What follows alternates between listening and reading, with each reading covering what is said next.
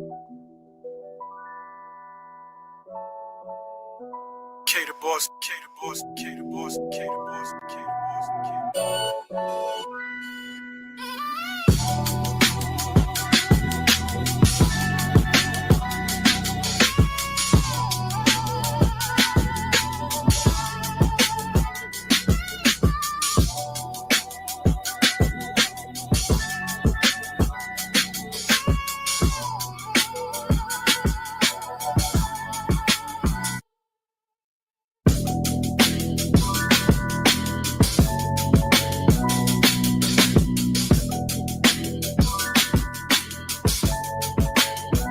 K the boss, K the boss, K the boss, K the boss.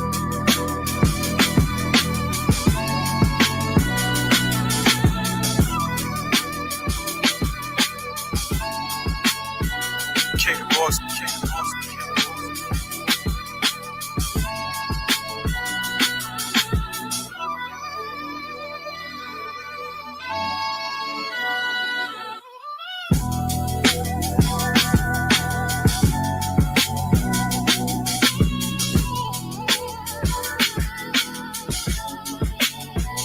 K the boss, K the boss, K the boss.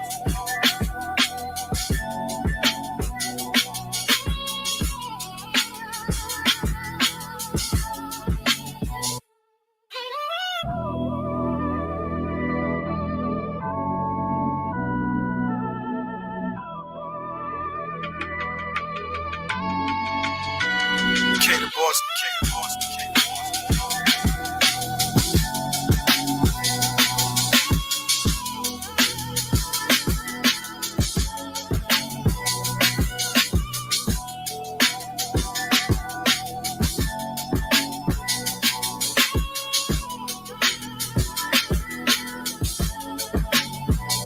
K the boss, K the boss, K the boss,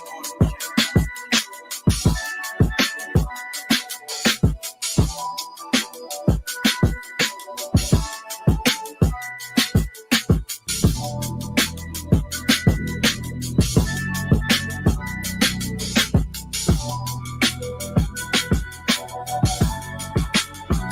K the boss, K the boss, K the boss, K the boss.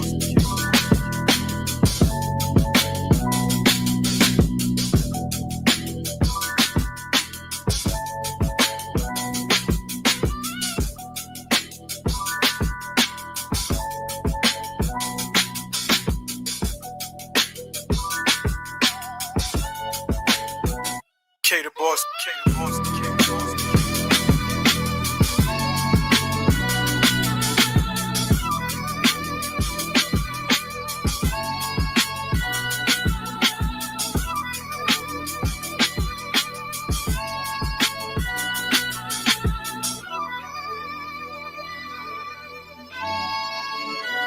K the boss, K the boss, K the boss.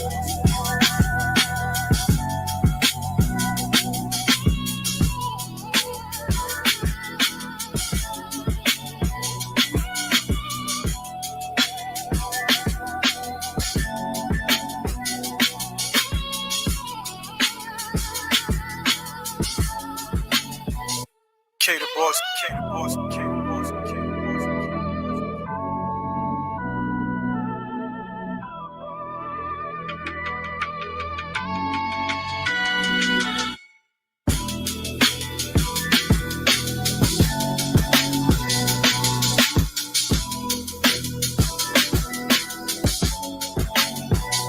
K the boss, K the boss, K the boss.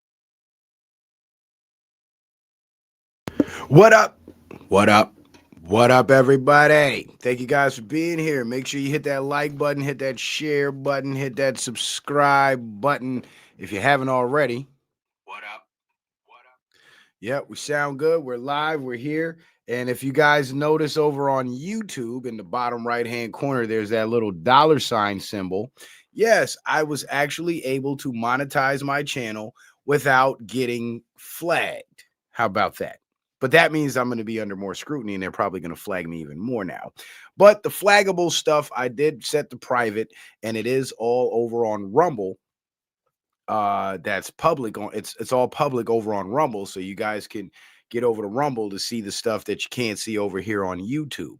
Now, the reason why I chose to monetize my channel is not only because I qualified for monetization, but because I learned a long time ago that if you monetize your channel, you'll actually get more views, you'll gain subscribers faster because now your channel is open to advertisers, so YouTube will actually allow you to will circulate your content in the algorithm more, as opposed to demonetized channels which don't bring YouTube any revenue at all.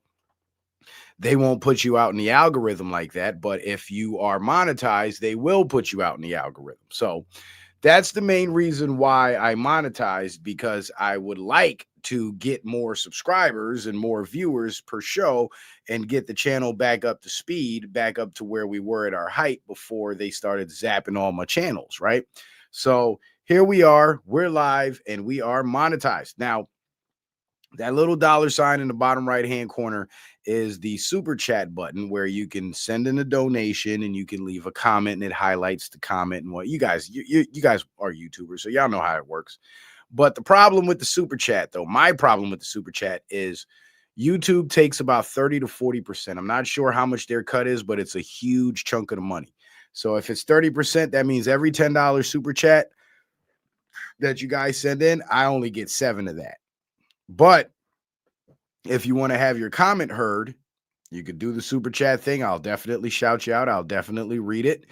But if you guys do feel, like you want to donate something to the show, I would say I would recommend that you use the other donation avenues like Cash App, PayPal, or Venmo, because they only take a tiny little fee when I cash out the money, and they don't snatch 30%, 40% of the money that you guys donate. So the majority of the money that you guys donate to me through those other avenues actually get to me, as opposed to doing the YouTube super chat and paying YouTube, because I'm not really too fond of paying YouTube anyway, because they've been censoring me so much that it's like, damn, y'all want me to buy your products and get YouTube Red and YouTube Premium and all this bullshit, but you motherfuckers won't let me have a channel so I can just keep my show up, so I can make the money to pay you guys. Like, it makes no sense, so you cut off my revenue stream and then turn around and try to sell me something. I'm not buying. But anyway, tonight's topic is desperate attempts to demonize Trump are failing. The deep state is finished. And this is one of the biggest signs that the deep state is pretty much cooked and they're all out of narratives.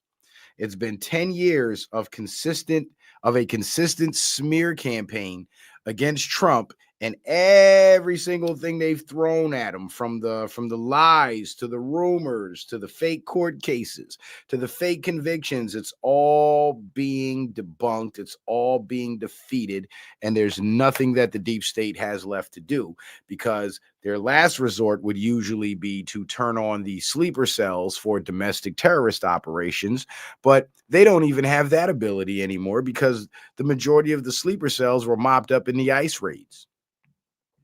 So what are they relying on now? They're trying to constantly and consistently equate Trump to Epstein. And even that's not working. And the fact that they're going so far to try to resurrect this old lie from 10 or 8 years ago, that lets you know how desperate they are. They're out of time and they're out of moves. And they're relying on not only their cohorts in the mainstream media, but their operatives in the alternative media on social media to try to push the same narrative. And it's all falling flat. It's nothing but pushback. And what's sad is even the fake checkers, that have spent the last 10 years fake checking the truth in order to prop up the lies, they can't even prop up these lies because there's too many citizen journalists doing independent research and independent investigations and are determining without a shadow of a doubt that a lot of this information that they're putting out about Trump trying to equate Trump to Epstein, it's all fabricated. It's all completely fabricated. and it's such a silly, goofy lie that even the fake checkers can't back it up. And when you get to a point where you're lying so blatantly that even the fact checkers that have been used in the past to support the lies can't support that lie, that's how you know, that's when you know you've been defeated. Because you got nothing left. You got nothing left except the same old tired ass bullshit narrative that nobody believes anymore. Because anybody with common sense would know if Trump was really down with Epstein, like Obama and Clinton and Bush and the rest of them, there would have been no need for him to prosecute Jeffrey Epstein. Doing that would have actually hurt his ability to buy the product Jeffrey Epstein was selling.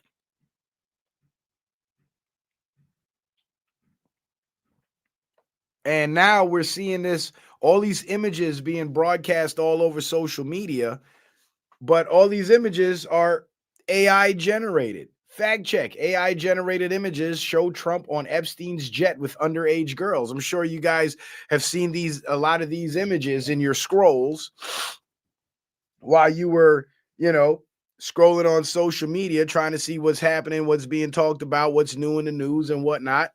And you've come across these images with all these captions, and it seemed like, damn, Trump, it looks like they got you, Trump. It looks like they got you, Trump. Ain't nothing I can do for you now, bro. I can't rock with you no more because you messing with the underage girls and you ain't no different than Epstein and blah, blah, blah, blah, blah. But then when you closely examine these images, you see just how fake they are. And it don't take much to figure it out either.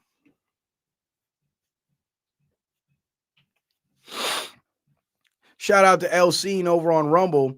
She says, the picture is fake in the thumbnail. The Donald didn't do brunettes. Capiche? Yeah, he didn't. When he dated white women, he dated blondes. When he dated women with dark colored hair, it was black women. He ain't do that in between shit. But let's go ahead and get this thing going.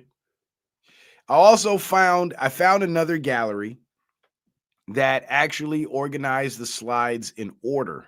So I don't have to jump from slide to slide and, sift through to find the next slide in order. But this is the original gallery because in this original gallery, I could get the thumbnail and I can get the promo slides pretty easy.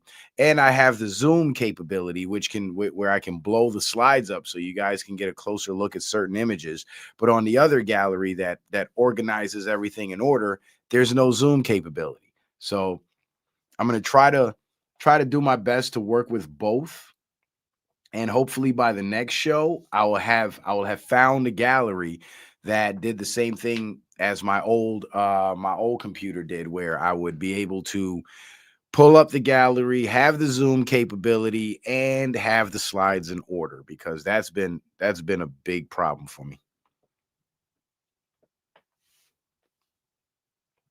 What up, Motor Wolf? Good to see you, bro.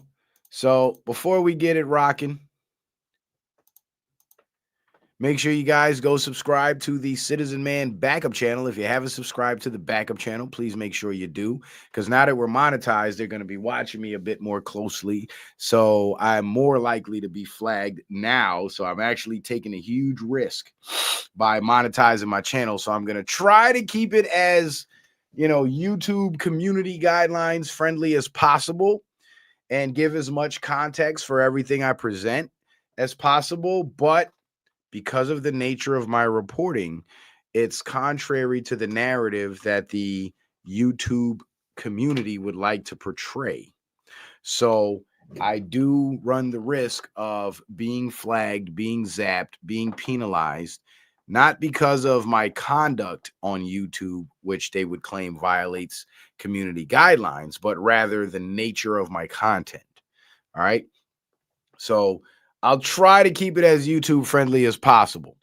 Also, don't forget, Rumble is where the bulk of my political content is at. So if you like what you see on YouTube and you want more, get over to Rumble. I got over 525, maybe 530 videos of nothing but long form content over on Rumble, covering damn near every single topic that we've dealt with in the last 10 years. So make sure you get over to Rumble and give me a follow and check out the content. And of course, last but not least, if you guys would like to support the show by sending in a kind donation, you can do so via Cash App, PayPal, or Venmo by using the tags scrolling across the screen in the banner below, the links that are pinned to the top of the YouTube chat in the black box where it says Citizen Man TV in yellow. Just click on the yellow, the box opens up, and all the links are there.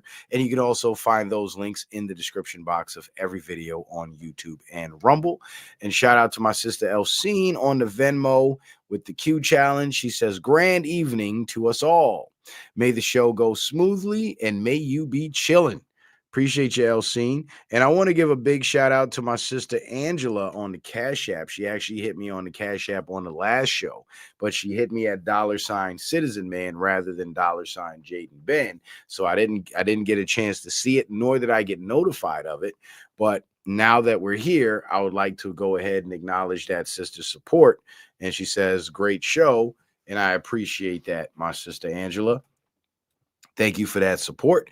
And also, I miscounted because all I saw was 4 supporters on the last show. So that's all I acknowledged. But we actually got 6 because I didn't see the donation and the Cash App on the $ Citizen Man Cash App from my sister Angela, which would have made 5. And I also forgot to count that Rumble rant from Lies That Bind over on Rumble, which would have made it 6 supporters. So on the last show, we actually closed it out with 6 supporters rather than 4. So I have to correct the record on that and give everybody their props and their shout outs and their recognition because they earned it. And I'm sorry, I apologize that I did not shout you out and I did not double check to make sure that there was anything missing. So shout out to Angela, shout out to Lies That Bind for the support on the last show. And big shout out to my good brother Lee14224 on the PayPal on this show for that faithful support. And of course, shout out to my sister Elsine for that support on the Venmo.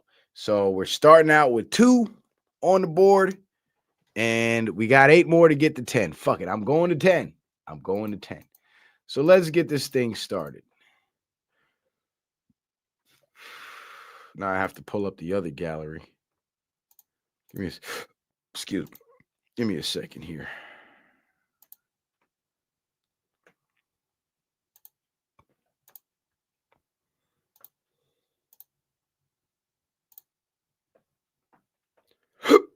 Excuse me. Oof. Got the burps. All right. So, can you guys see me all right? Can you guys see it all right? Yeah, I got the runny nose. I got the sniffles. Hold on a second. I got to blow my nose real quick.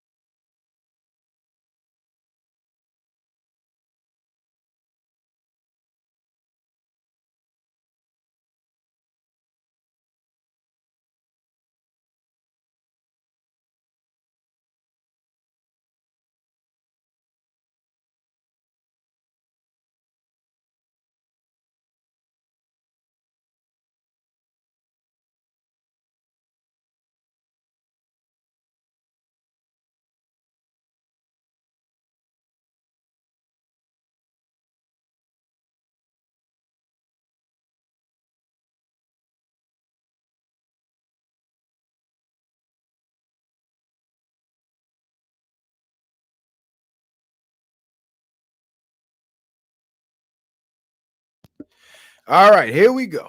Here we go. So, the deep state for a very long time has been funded by skimming taxpayer dollars off the top and using those taxpayer dollars to fund things that were extracurricular, extrajudicial, and also to line their own pockets and enrich themselves personally. Not only was the tax the tax money skimming one part of their funding operation, but they were also deeply involved in criminal organizations and criminal operations such as human and child trafficking, sex trafficking, drug trafficking, and fraud, and other forms of crime to enrich themselves. And thanks to Doge, a lot of the tax money, all of Doge took care of the tax money skimming operations where they were creating these fake programs that didn't really serve any real purpose, but were tax dollar funded. And these politicians would form their little committees to allocate funding for these programs. And the committees would then have access to skim the money off the top, and they were responsible for the reporting. So they were able to fudge the books and make it look like that money went somewhere when it actually went into their own personal bank accounts. So Doge got rid of that. And in past administrations, the criminal operations that the deep state politicians were involved in, such as the drug and human trafficking, those operations were also a very, very potent funding source for them and helped to enrich them personally as well. And in past administrations, what the Department of Justice and the FBI would do, because they too were benefiting from that money, they would actually cover up these crimes and protect these criminal networks, while other criminal networks that weren't directly involved in funding these politicians would be busted, and those would be the ones paraded around on TV to give us, the public, the impression that the Justice Department and federal law enforcement were actually busting criminals, when in fact they were busting the criminals that were their competition and protecting the criminals that were on their side. But now, thanks to Doge and the new Trump administration and Kash Patel, the FBI is now being utilized the way they're supposed to be to shut down these criminal organizations. And now you have a situation where the deep state funding through the taxpayer funded programs is cut off through Doge, thanks to Doge. And now you have the criminal, the dirty money from the criminal side of things being cut off by the FBI, as confirmed in this report right here. The FBI routinely conducts law enforcement operations targeting narcotics and weapons offenses nationwide and internationally, often in collaboration with local, state, and federal partners like the DEA and Department of Homeland Security, DHS. These operations aim to disrupt violent crime, dismantle transnational criminal organizations, and seize illegal drugs and firearms. Recent FBI, oh shit, what the hell just happened? Damn, I went all the way to the back. Damn.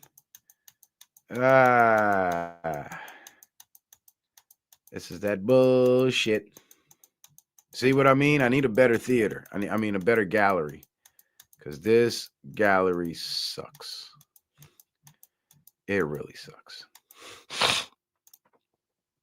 Recent FBI operations have included Berrien County, Michigan, November 2025.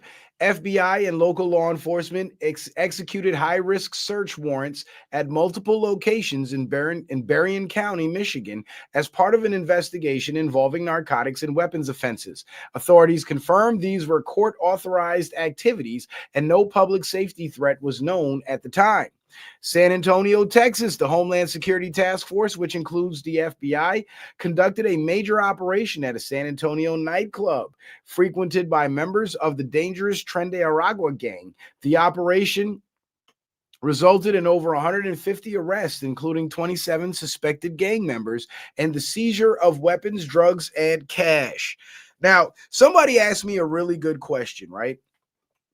And this is what they asked me. They were like, well, here's the thing, right? If the Democrats want to bring in all these foreigners and give them voting rights and have them assimilate or at least integrate into American society in order to create a new political class to support the Democratic Party, then why did they just open the border and let all these people in illegally? Why didn't they do something to change the immigration laws to where these people would have a legal pathway to get into the country, but they could come in droves? Why didn't they do that? Because there's a way they could have done that.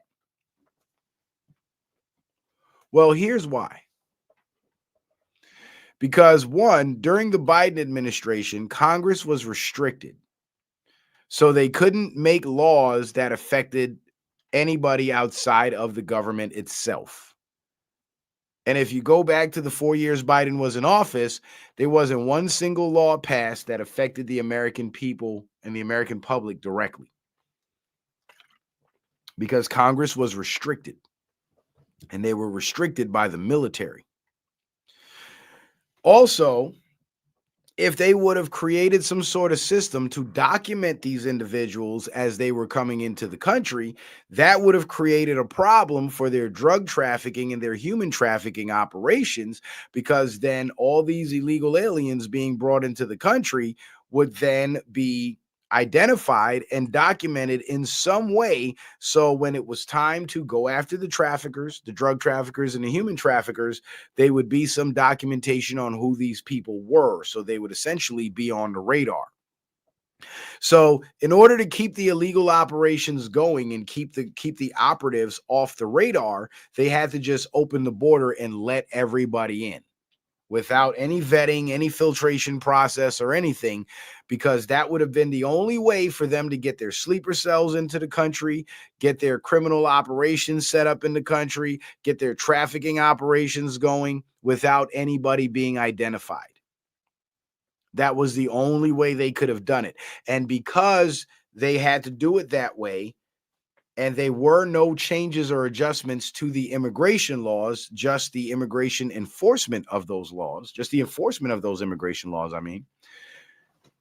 Now that we have a new administration, Trump is now acting on the laws that are already on the books and simply enforcing those immigration laws. And that is the legal basis for the mass deportation operations. Not only that, now that it's been brought to light that a lot of these illegals are members of criminal and terrorist organizations, that gives more of a green light to Homeland Security and the FBI and to ICE and to the military to seek these people out and remove them from American society. So one administration had to set up the criminal organizations. That would be the Biden gang. Set up the criminal organizations by ignoring immigration laws, restricting enforcement of the immigration laws in order to get those people in here in a hurry, get them set up, get them funded, and get them situated. And now that we have Trump in office, those laws are still on the books. So all Trump has to do is order full enforcement of those immigration laws, and, well, ICE will be out doing their thing, just like we've been seeing. And all the outrage in the media about ICE and the ICE raids and all that shit, it's all nonsense. And it's all being perpetuated by paid operatives. All the ICE protests for the illegal immigrants and the illegal aliens and all that shit, these are all paid protests that are organized by operatives who are trying to keep the border open and keep more operatives flooding into the country. Because the more sleeper cells they have is the more capability they have of holding the country hostage and doing harm if the Trump administration doesn't capitulate. So it's imperative that the Trump administration destroy these criminal networks and remove these sleeper cells. This is why when the ICE raids first started, the initial direct target was criminal aliens and gang members. Because these are the guys that the deep state and the Democratic Party uses as their hit teams to move the dope, to move the kids, to move the prostitutes and all that shit. These are the guys that are used to carry out those operations. So in order to shut down those operations and cut off the money to these politicians, you have to shut down those groups. You have to remove those individuals, take them into custody, seize their funds, cut off their supply lines and their trade lines, and demolish the entire operation altogether. And this is exactly what we've been seeing, because in conjunction with the ICE raids and the mass deportations, we also have what I'm showing you here in these slides: federal law enforcement, being Homeland Security and the FBI, busting up these criminal organizations. In Colorado, November 2025, in cooperation with the DEA and U.S. Attorney's Office, the FBI participated in an investigation that led to the largest methamphetamine bust in state history, seizing more than 1,000 pounds of methamphetamine with ties to a Mexican drug trafficking organization. You see that? Ties to a Mexican drug trafficking organization. What's that tell you? The cartels have been working with the deep state and the Democratic Party, and this is why Trump is targeting the cartel supply lines. Global Operation Raptor, May 2025. The FBI's Joint Criminal Opioid and Darknet Enforcement, JCODE, team led a global operation targeting darknet drug trafficking. This multinational effort seized over 1,500 kilograms of drugs, including fentanyl and cocaine, and more than $200 million in currency and digital assets. Operation Summer Heat. This nationwide initiative involved the FBI surging resources to work alongside state and local partners, resulting in 8,629 arrests, the seizure of over 2,280 weapons, and large quantities of narcotics across the country, including in cities like Pittsburgh, Boston, and Los Angeles. These operations underscore the FBI's commitment to tackling the nexus of drug trafficking and violent crime, often tied to gangs and transnational criminal organizations. The FBI works to disrupt these activities and enhance public safety through coordinated law enforcement efforts, and the public can find updates on these other cases on the Federal Bureau of Investigation website and the Department of Justice website. All right. So, obviously, the Trump administration has not only been removing the foreigners, but shutting down their criminal organizations as well. And this is a lot, and a lot of this money gets funneled to the deep state. So when I say the deep state is finished, once you cut off their funding, what happens to a business when they start losing revenue and losing customers? That business is cooked. They shut down. They go out of business. They close down. Well, that's exactly what Trump is doing to the deep state. And in order to defeat the deep state, which was a well-funded, well-oiled, well-organized machine, it would take a businessman that operates at a high corporate level like Donald Trump to know how to shut down the deep state and how to cut off their funding. And this is how. So their funding's been cut off. Their political support base is being watered down and being demolished. And they're all out of gas. So what are they doing now? They're trying to go back to the demonization of Trump in order to make people continue to dislike Trump. So that way, when the midterms come up, anybody who Trump endorses now will have that stain of Trump bad on them, and they'll lose support of the people. But guess what? Their plan is not working. It's not working because the vast majority of Americans are not criminals and do not support criminal organizations. And they want to see these criminal organizations destroyed because it's due to the existence of these criminal organizations that being a square and being a working man now makes you a sucker, because as long as these criminal organizations exist, there's always an opportunity to make 10 times the money for 1/10 of the work. So more and more people are going to be drawn to criminality rather than the straight and narrow. But if you remove these criminal networks and those opportunities no longer exist, guess what? Everybody is going to be forced to walk the straight and narrow and make their money legally and do it the right way.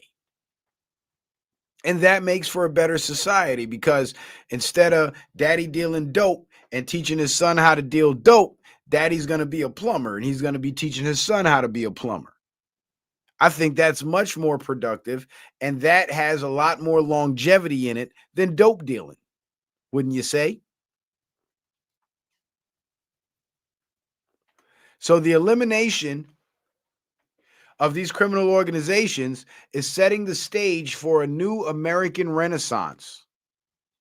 And not only is it setting the stage for a new American Renaissance, but it's also setting the stage for more political involvement by the American people. Because there's millions of people out there who never voted before, but once they learned that these illegals were being let into the country for free by Joe Biden and being given, or by Joe Biden's administration, and being given thousands of dollars a month in government subsidies when they got to bust their ass to barely get by, they are going to wake up politically, and they are going to vote for Trump, and they are going to support patriots, because they don't want to live in a country where foreigners get more opportunity and more of an advantage than the people who live here. Foreigners who skip the line and break the law get more of an advantage than the loyal American citizens who play by the rules and end up getting screwed over. They don't want to, people don't want to live in a country like that.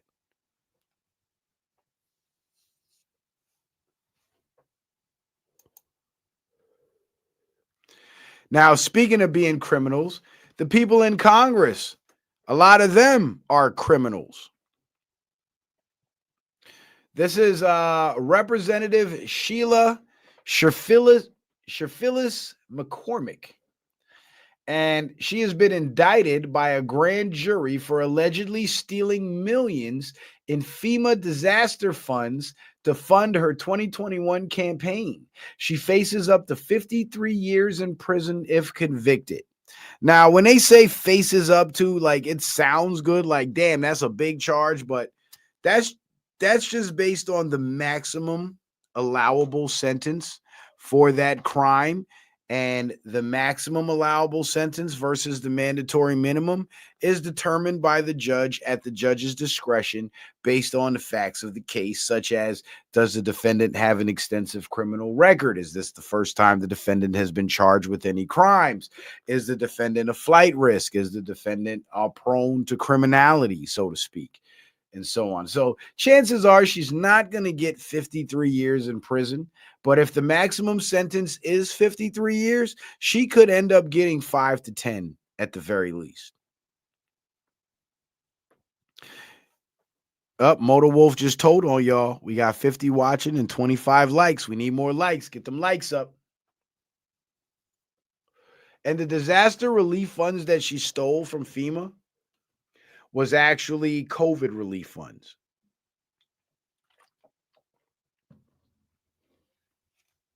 And of course, she's a Democrat. So there you go. Here's another one. This one bothered me. This one particularly bothered me the most. And I'll tell you why. Because this woman's attitude when confronted with what she was accused of doing, it's indicative of the typical Black woman response. And when you hear those Black men in the red pill spaces and in the manosphere spaces say Black women don't like to take accountability, and this is why a lot of marriages and relationships fail, this woman right here, she exemplifies that. Democrat Mayor Teresa McShann of Elgin, Texas, just pulled the ultimate insult. Roughly $10 million in taxpayer money vanished. Poof, gone. And when asked for a forensic audit, she basically said, nah, let's just pretend it never happened. Her exact words, we can't go back. It's time to move on. And this is sad. Negan says, I guess I'm shadow banned again. Not sure if anybody can see my text. No, I see you, Negan. I see you, Negan. Iron FE says, this one I know how to use. YouTube takes a cut though. Yeah, I don't like that they do, but you know, shout out to Iron FE for our very first super chat on YouTube after how many years of being on here? Jeez. Now, the reason why I say this bothers me the most is I've dated women, a lot of them black, and they've cheated. And when they got caught cheating, this was their attitude. Like, oh, why are you worried about the past? Well, it's something you did in the past, but I just found out about it. So yes, I'm worried about it because I just found out about it. What kind of stupid shit is that to say to me? But this has been the attitude. And this is one of the things that a lot of black men complain about. And here you have a woman who made it to be mayor. And obviously she's older because she's got gray hair. So if she has daughters, they're adult age and they're old enough to have husbands and families and children of their own. And if this is the way she conducts herself when confronted with her own wrongdoing, what do you think she taught her daughters?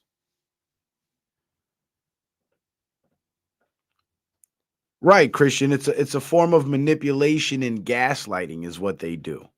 And it's so sad because the ones that operate and act like this are the same ones with the loud mouths that are all over social media and broadcasting to the world that this is who we are and this is what we do as if it's something to be proud of. And what that does is not only does it turn men off to the idea of seeing these particular women as viable wives, but it also paints the narrative. Excuse me. It paints the narrative that this is how black women are. And it's a disservice to the women that happen to be black but have sense and don't behave like this. And I think to the black women that don't fit the stereotype, they do themselves a disservice when they stay off social media and they don't broadcast themselves as, you know what, this is my life, this is what I do, this is how I move, as a countermeasure to the hoes that don't take accountability. And this woman is a hoe. You know how you know she's a hoe? Because she got that short haircut. She's a German Shepherd, as they would call them, a German Shepherd. She spent her whole life getting ran through, probably found some simp to marry her, been cheating on the simp forever, and then decided to cut her hair. I bet her and her husband sleep in separate rooms if she has a husband. I guarantee it. I know the profile, and I know the stereotype, and it's actually true. And what I was going to say is, for the decent women that are wife material, it puts them in a bad spot because the more feminine, honest, wholesome women are taught that they have to stay silent. It's feminine to not speak up and stay silent and stay quiet. And then you got all these masculine females that are online, you know, broadcasting themselves and all the bullshit they do. So it's like we got this group, whether some could say it's the majority, some say it's the minority, I don't know.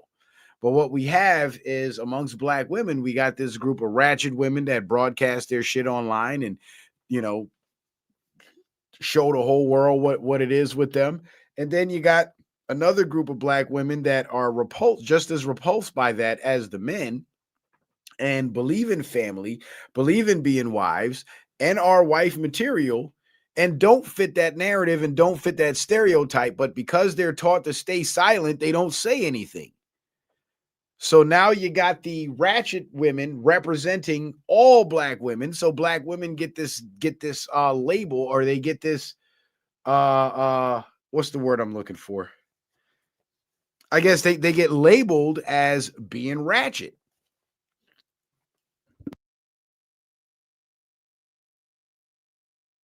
When in reality, that may not even be the case.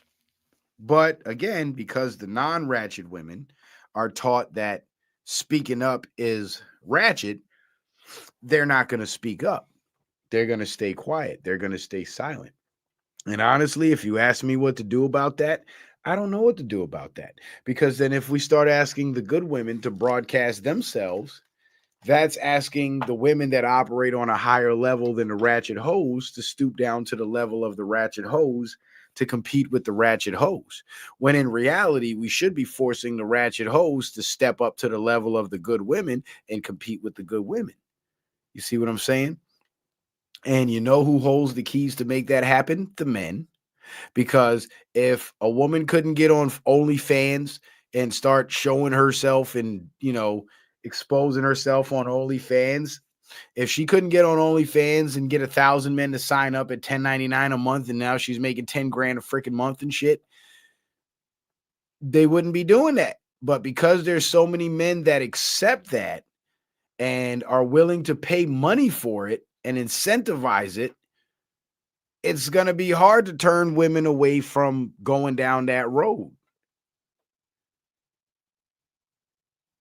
So as men, we also have a responsibility. If we want to see our women do better, we have a responsibility to shun the women that are not living up to the standard. Don't buy that OnlyFans subscription. Don't pay for that prostitute. Don't chase them hoes because it's easy pussy. Don't do it. Just don't do it. The only reason why prostitution exists is because there's always been tricks willing to pay for it. If there were no men willing to pay for pussy, pussy wouldn't be for sale. And that's a fact. So as women, they're the standard bearers, but as men, we're the standard setters. And if we accept the low class masculine ratchicity from the women, the gaslighting and the deflecting, if we accept that shit, that's what we're going to get. But if we say, you know what, we're not going to accept that shit, and we aim higher, guess what? The hoes that want to be married and want to have husbands and want to have kids and want to have families, they're going to see that being a hoe doesn't lead to that.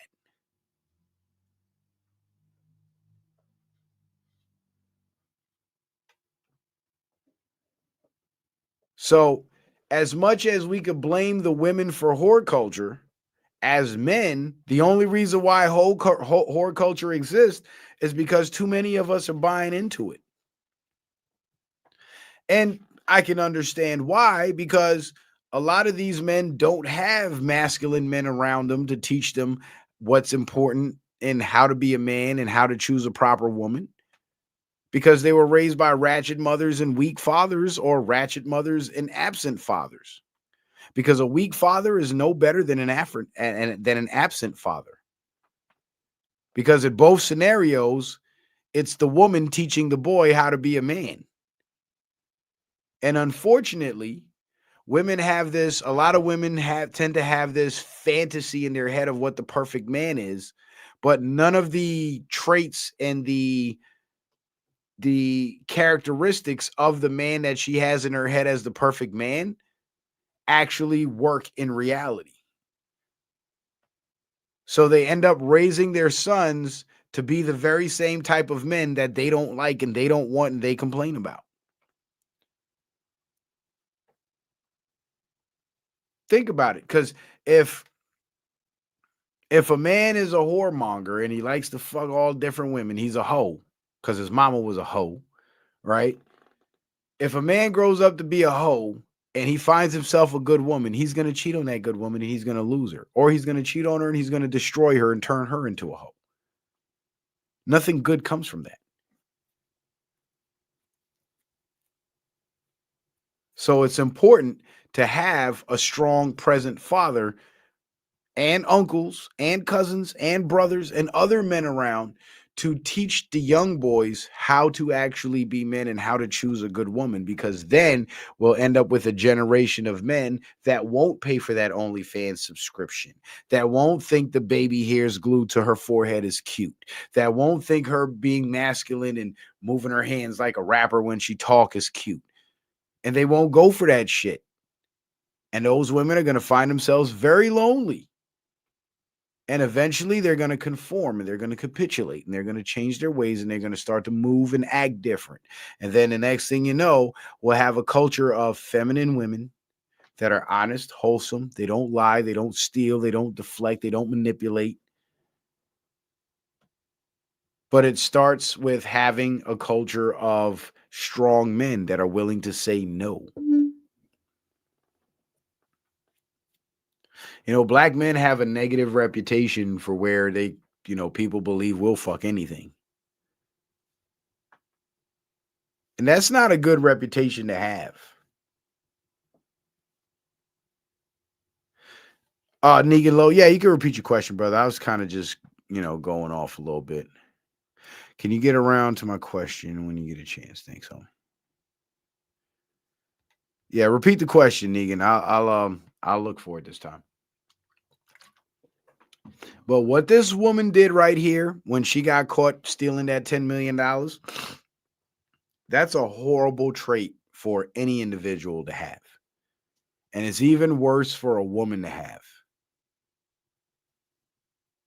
To be a liar, a gaslighter, and a cheater. That's the lowest form of female there is out there. Because as a mayor, you're handed great power and a lot of responsibility. And when you abuse that power and avoid responsibility, you're failing as a mayor.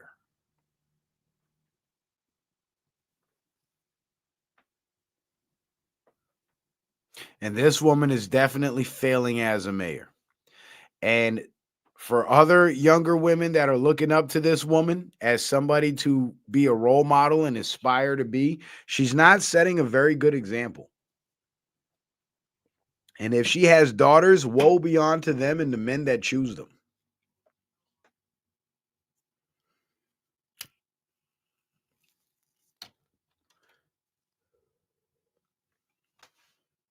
But let's move on. Fuck it. So there's been a lot of hype in the media about Donald Trump throwing out death threats, right? So Trump said on Truth Social, it's called seditious behavior at the highest level. Each one of these traitors to our country should be arrested and put on trial. Their words cannot be allowed to stand. We won't have a country anymore. An example must be set. President Donald J. Trump. So Trump says Democrat behavior is seditious and sedition is punishable by death. But Donald Trump didn't make any death threats in this post, right? I don't see any. Do you? No, I don't. But what this signals is that the next round of mass arrests, and this is just my opinion, the next round of mass arrests is going to be highly publicized, and it will involve many, many politicians. Because they have been engaging in sedition. From the time they started their whole Trump bad, Orange Man bad campaign back in 2015, they were committing sedition. Well, not 2015, since Inauguration Day of 2017, because that's when Trump officially became president. Everything they've been doing was to undermine the effectivity of the president's policies, and that is sedition. And they weren't doing it on behalf of the people because the people were in support of Trump. They were doing it on behalf of foreign powers that Trump was in the process of severing ties with. They were doing it on the behalf of the criminal organizations that help line their pockets.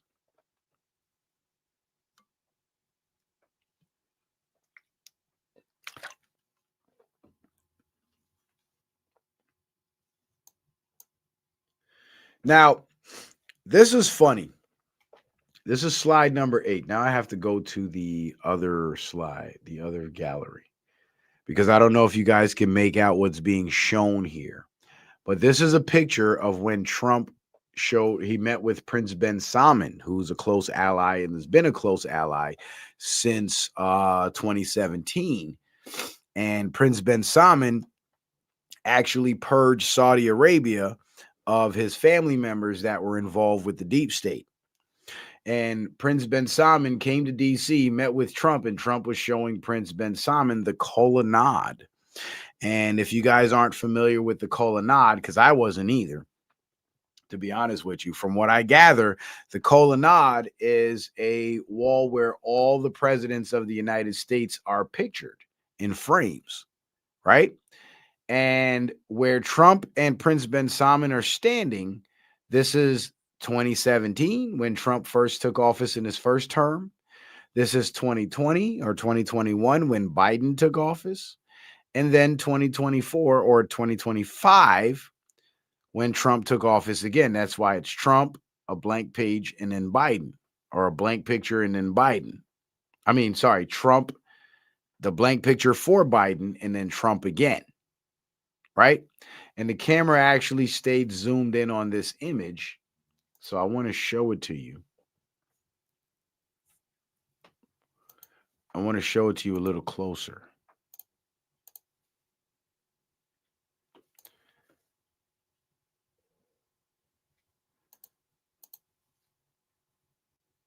If I can find it. There it is.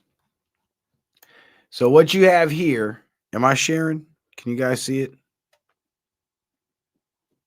Just want to make sure you guys can see it. Okay, good.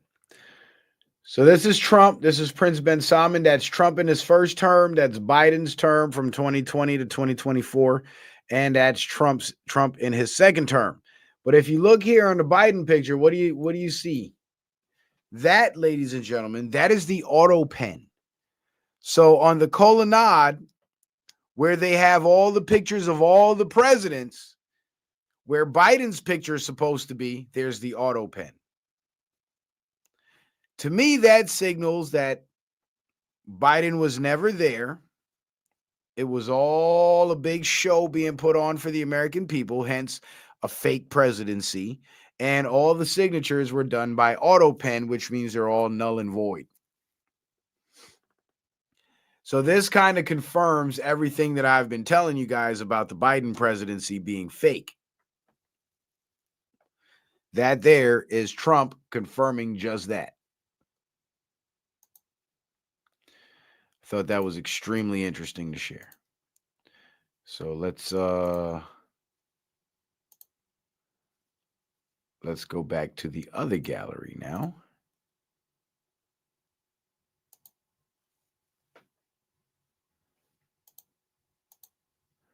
Hang on. All right, I got to open it first and then share it. Okay.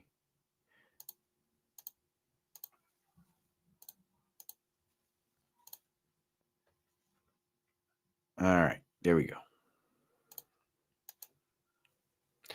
So this article right here, this is an article from the New York Times talking about how Mike Huckabee, which is Trump's ambassador to Israel, actually had a meeting with an Israeli spy. He was an American, but he was spying for Israel. And in this conversation between him and Huckabee, it kind of confirmed what I've been telling you guys, that Trump has severed ties with Israel and he's not really friends with Israel. So the guy's name is Jonathan J. Pollard, who was convicted of espionage, said in an interview that the meeting, which was highly unusual for a U.S. diplomat to attend, had been friendly. And this is the guy right here, Jonathan Pollard. He was a spy for Israel. Mr. Pollard, 71, was convicted of spying for Israel and sentenced to life in prison in 1987 in one of the most notorious espionage cases of the Cold War. While many Americans viewed him as a traitor, some Israelis, especially those on the right, considered him a hero and lobbied for him until he was released on parole in 2015. So he was actually released under the Obama administration. 5 years later, he moved to Israel, where Prime Minister Benjamin Netanyahu gave him a hero's welcome on the tarmac at Ben Gurion Airport. It is unclear why Mr. Huckabee and his senior advisor, David Milstein, agreed to meet Mr. Pollard. Mr. Huckabee and Mr. Milstein have made efforts to cultivate ties with the Israeli right, with whom Mr. Pollard identifies, and the Israeli right would be Netanyahu's people. The Israeli left would be the people in the streets right now protesting against Netanyahu.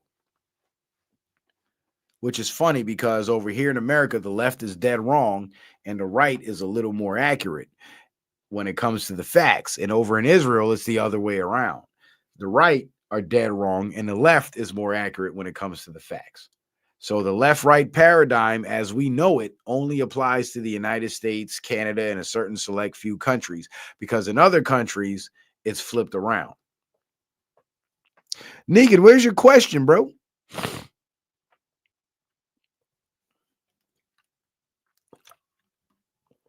I really want to answer your question, man. Mr. Pollard also said there were a lot of things that came up in conversation with the ambassador, but he declined to elaborate. Mr. Pollard said he did not regret spying for Israel, claiming the United States had cut Israel out of intelligence sharing. And he castigated Mr. Trump, calling him a madman who has literally sold us down the drain for Saudi gold. You see right there? So that paragraph right there pretty much confirms what I've been telling you guys. Oh, he says scroll up. All right. Negan, you making me do too much work, man. Let me see. I need to get off topic, but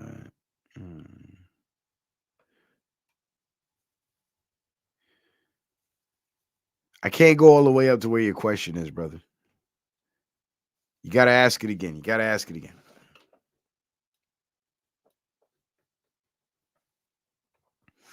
Andrew says, Citizen Man, are you going back to Papua New Guinea after? I've never been to Papua New Guinea. What are you talking about?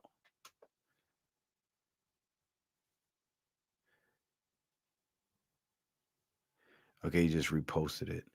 Can I see your question? You know what? Hold on. Let me fix my chat filter because I had the chat filter on. I couldn't see it. Let me see if I can see it now.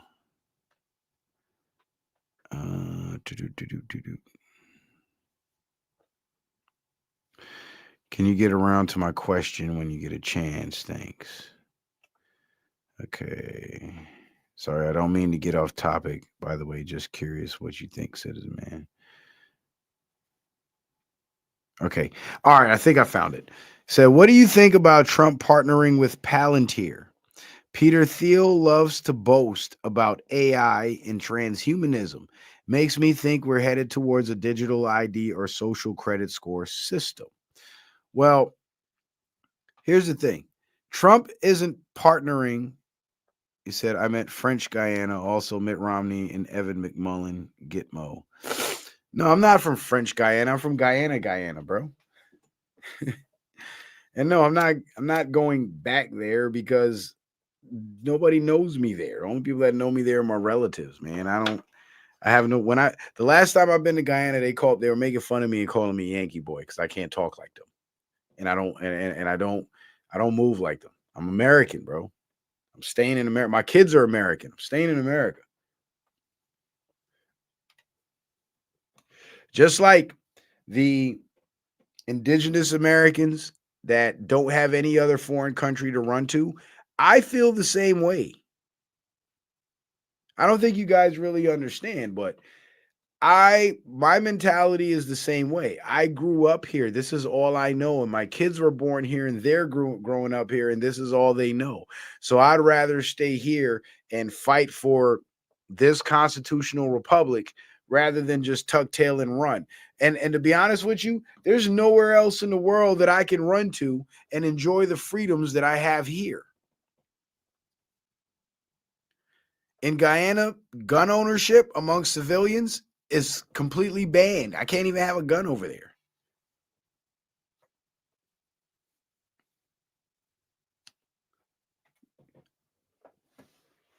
Weed's still illegal. Are you kidding me? Fuck I'm gonna go there for? When they were pushing the COVID hoax, the mask policy was enforceable by arrest. And when they started with the vaccine thing, everybody you had to show proof of vaccination to go grocery shopping. I don't want to fucking live there. That country is so corrupt. Check this out.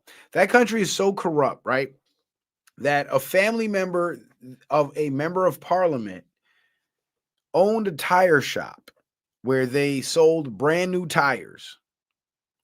And because there were so many other used tire shops that were getting more business than the brand new tire shop that sold brand new tires, the tire shop that sold the brand new tires, instead of switching to selling used tires and competing with the other used tire shops, you know what this person did?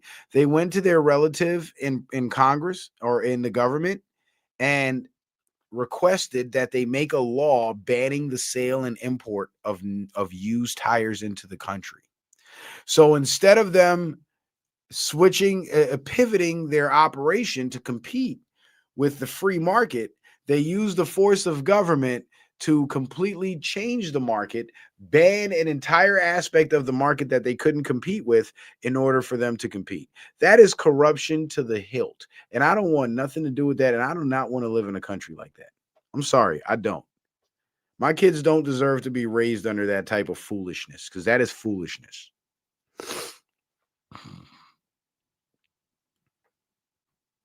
Trump never signed a ban on THC, hemp, and CBD. Who told you that lie? Trump is actually pro-marijuana. Trump put out a post on Truth Social saying that people shouldn't be arrested for small amounts of marijuana. He doesn't believe in prohibition. So I don't know where you heard that lie, but that never happened.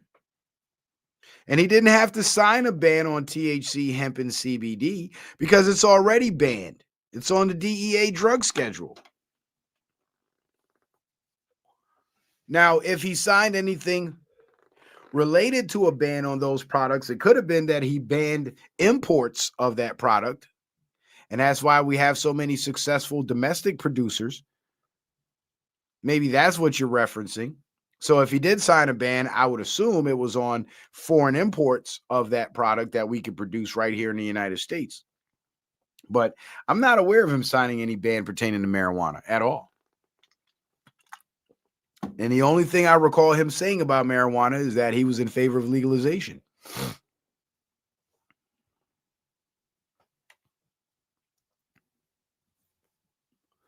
Shutdown bill.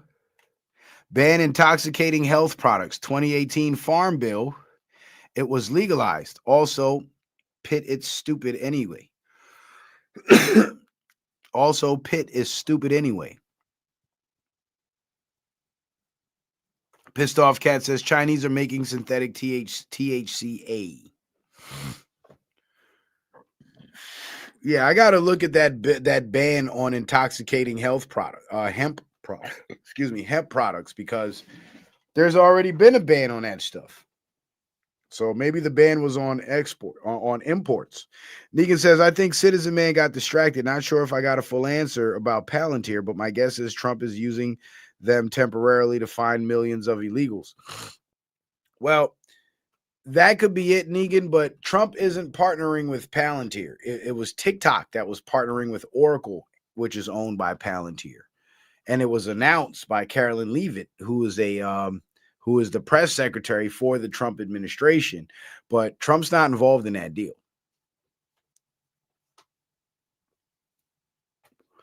Christian Gonzalez says Trump let a video out supporting it. Supporting what? Andrew says the Yankee Marshall pot is stupid. Also, Massachusetts bans fireworks and arrested non-resident legal gun owners. Karen Reed, corruption, drug bust, corrupt state. Yeah, so the partnership with Palantir is not federal. It's not the federal government partnering with Palantir. Excuse me. But there are private companies that have government contracts that are partnering with Palantir. And Palantir is a massive surveillance system.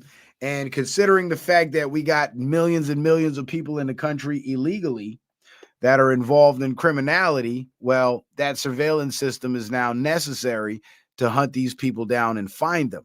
Now, the danger with the surveillance system is that if it falls into the wrong hands, it could be used against American citizens. And that's always a concern. And that is a valid concern. And that is also a concern of mine. But from what I've seen, the Trump administration won't let that happen.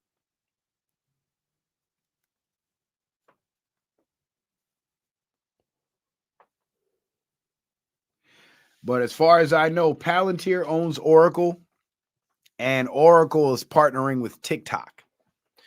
So if you don't want to be a part of the surveillance system, just don't use TikTok. All right, so let's continue with this article of the Israeli spy. So Trump sold him out for Saudi gold, he says. Mr. Trump said on Tuesday that the United States would sell F-35 fighter jets to Saudi Arabia, a move that came despite concerns raised by Israeli officials. So the Saudi deep state is funneling weapons to Israel, but Trump cut off communications with Israel, and he's no longer dealing with Israel. Mr. Pollard recently said he planned to run for Knesset, Israel's parliament. In an interview with the Jerusalem Post in August, he advocated for annexing Gaza and repopulating the territory with Israeli settlers. And by annexing Gaza, he's in support of Netanyahu's genocide. Mr. Pollard's case was long a point of friction between the United States and Israel.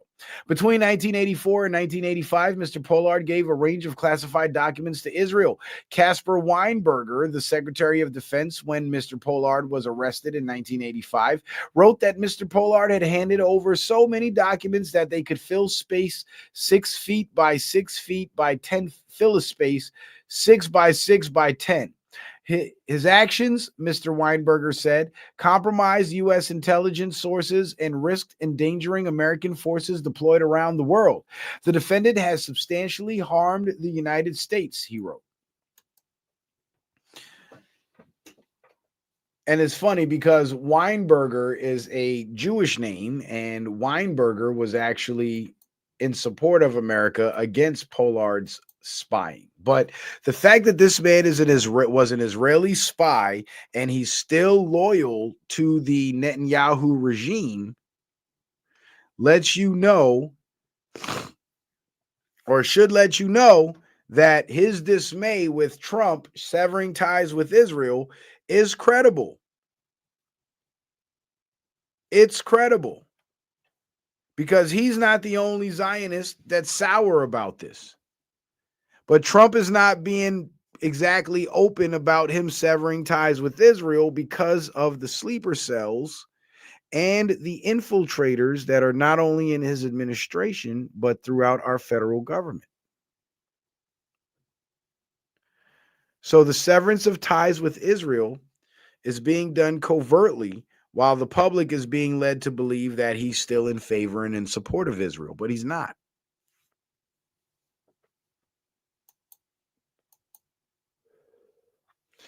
Now, here comes the fun stuff. So the Trump-Epstein debacle, right? And this has been a lie that's been told for years. And it's been debunked year after year after year. And I hate to see Brother Sanchez go down this road, but I kind of, over the years of watching him, I kind of peep game. I think he's signed on to the establishment, so he's got to do these jobs every once in a while.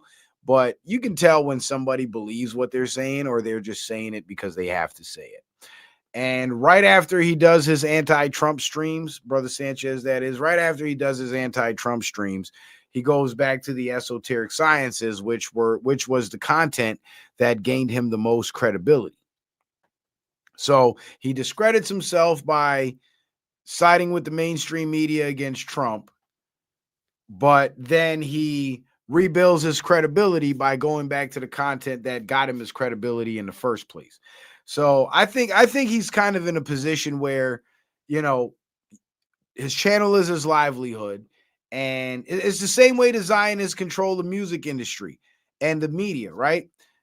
Your broadcast is your livelihood. The content that you put out, that's your livelihood.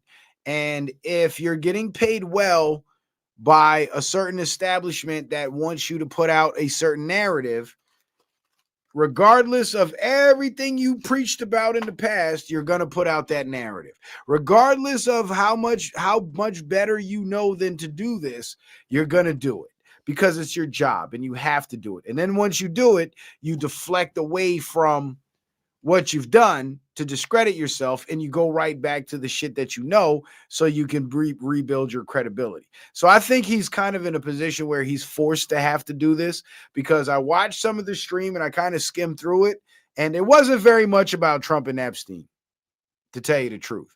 So the title was almost like clickbait.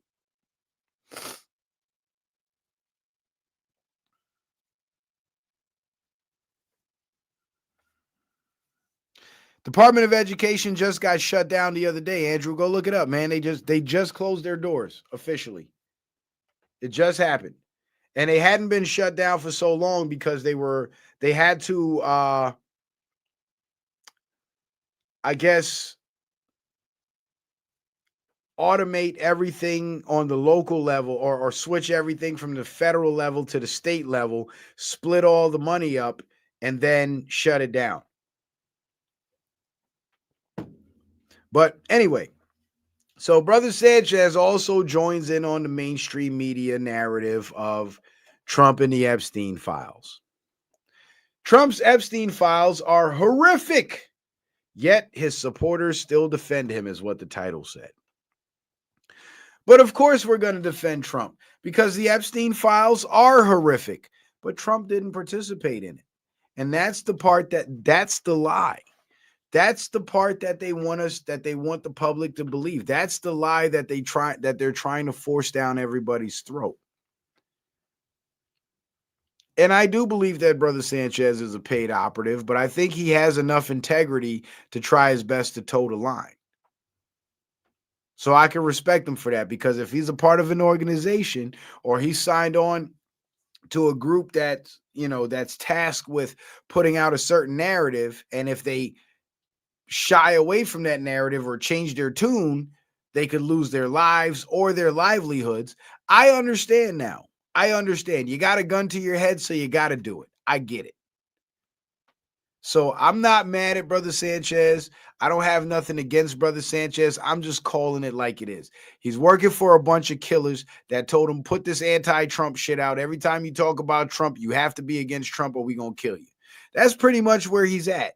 And I feel for the guy.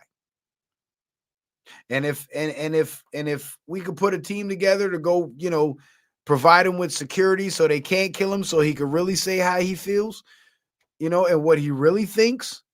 Because if I know that the Trump Epstein thing is a lie, he knows that the Trump Epstein thing is a lie, but he has to portray as if he believes the lie, because that's what the establishment requires, because they believe that if somebody with a loyal following like Brother Sanchez and other content creators broadcast that lie, all those people that are subscribed to their channels are going to buy into the lie. So essentially, instead of social media being a counterbalance to the mainstream media, it becomes an echo chamber of the mainstream media.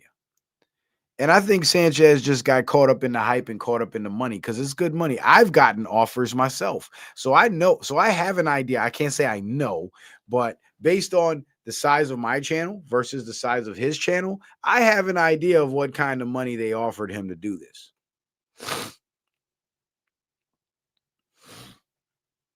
And I'm going to tell you right now, it'll change your life. So I get why he's doing it.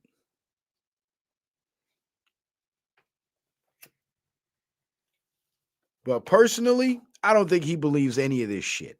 I don't.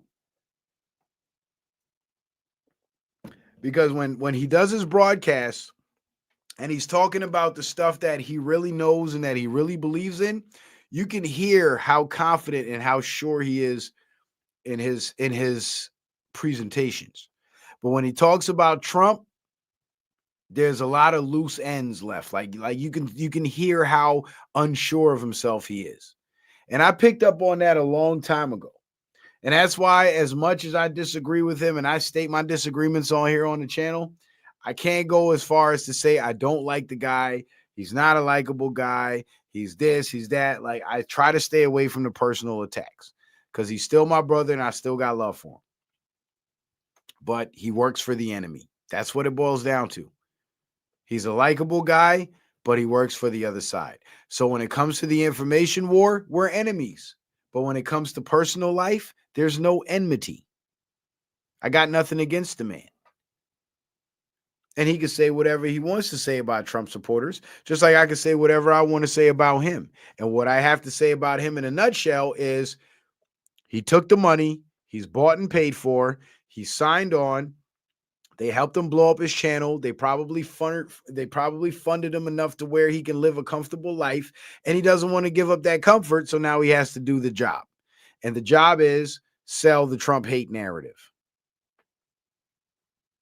Because you would think for somebody as smart and as brilliant as Brother Sanchez is, he would know what I know politically. And I think he does. But he can't get on his platform and say it because he doesn't own his platform. That's what it boils down to. Right. It's about the bag. It's about the bag. So shout out to bro. Shout out to bro. I ain't got nothing against him. I just know what team he plays for, and it ain't Team America. Joe Biden. So Joey Manarino tweets this. He says, Joe Biden fucked his own daughter in the shower when she was a child. No one in the media cared. No one in Congress cared. Suddenly, they want to act as though they care about pedophiles. These people are truly disgusting parasites. And that's true, because everybody that are making a big stink about the Trump Epstein thing and Epstein and Trump and this and that, when the video montages of Joe Biden sniffing on the little kids were being broadcast, they didn't say anything about it. When Joe Biden's daughter's diary got published, because that's where this information came from. When Joe Biden's daughter's diary got published, nobody had nothing to say. Nobody had a freaking thing to say, not a word. When the accusations of Joe Biden and his involvement with Epstein came about, nobody had nothing to say. But because it's Trump's name, everybody's involved now. Everybody wants to know now because it's Trump. To all the Democrats pretending to care about Epstein's victims, spare me the fake outrage. You're the same ones letting grown men into little girls' bathrooms. Shut up.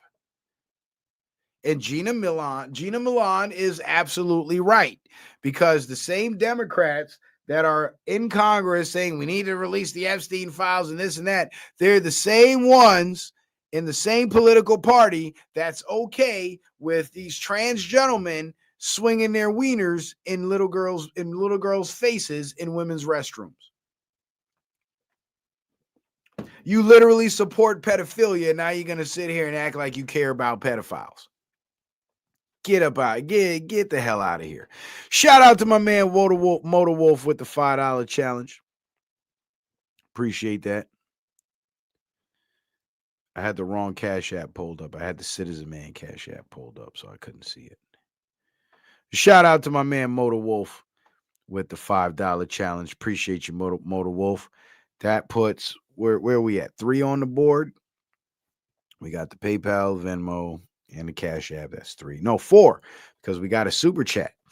We had a super chat from, and that super chat was from. Let me see who sent that super chat.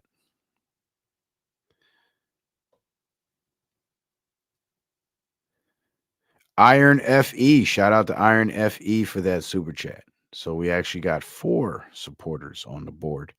Shout out to y'all. One more to make 5. How's about it?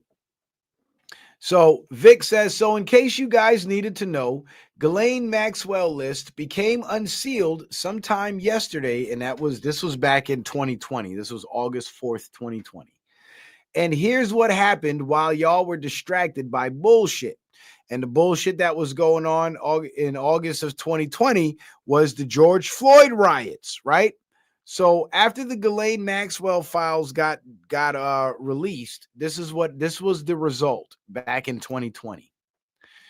Democratic Illinois State Representative Keith Farnham has resigned and was charged with possession of child pornography and has been accused of bragging at an online site about sexually molesting a 6-year-old girl.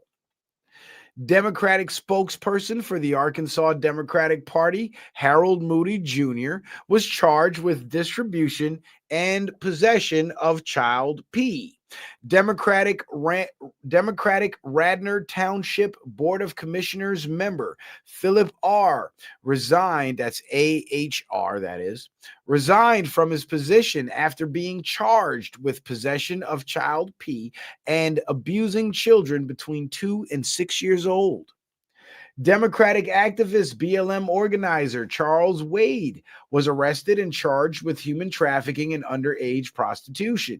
Democratic Texas attorney and activist Mark Benavidez, I remember covering his story, was charged with having sex with a minor, inducing a child under 18 to have sex, and compelling prostitution of at least 9 legal clients and possession of child P. That's child pornography. He was found guilty on 6 counts of sex trafficking. Democratic Virginia delegate Joe Morrissey, I remember covering that story too, was indicted on charges connected to his relationship with a 17-year-old girl and was charged with supervisory incident liberty and was charged with supervisory indecent liberties with a minor, electronic solicitation of a minor. And this all happened back in 2020 after the release of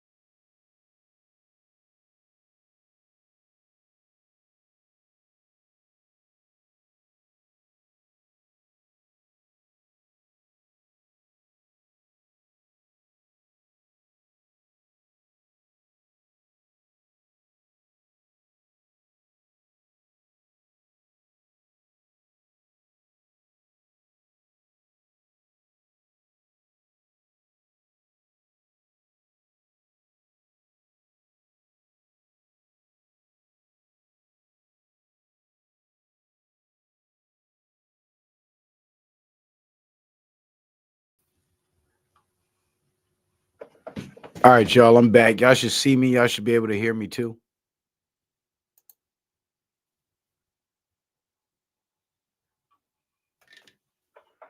All right, y'all, I'm back. Y'all should see. Yep, we're back. We're back. We're back.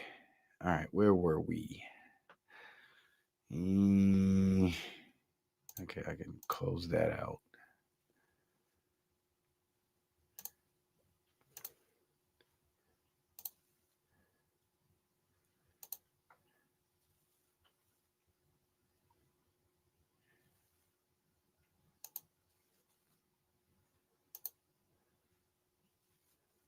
What the fuck?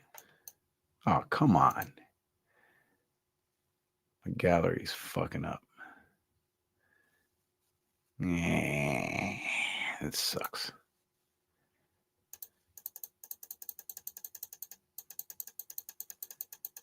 That sucks. All right, hold on. I know what to do. I know what to do. Just give me a minute. I got to do all this shit all over again. All right. All right. We'll get it. We'll get it.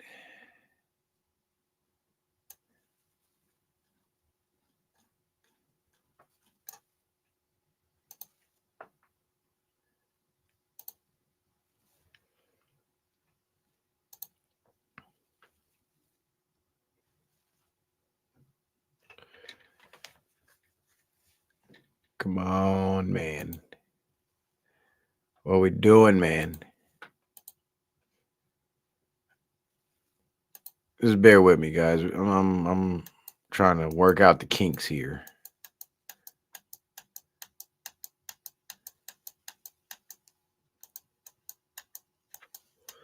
All right, I got the gallery back.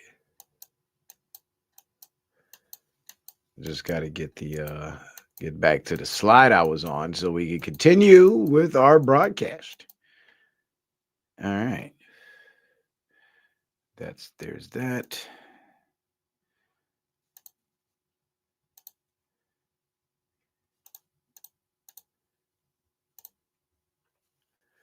All right. It's back up. Can you guys see it now?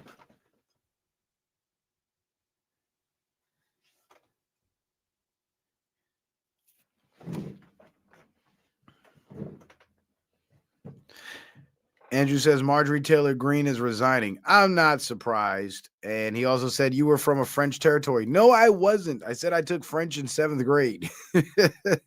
Says I went to France. The appliances and gas stations suck. Guyana, the Guyana I'm from was actually a British territory. It was not a French territory. And it is the only English speaking country in all of South America, just so you're aware.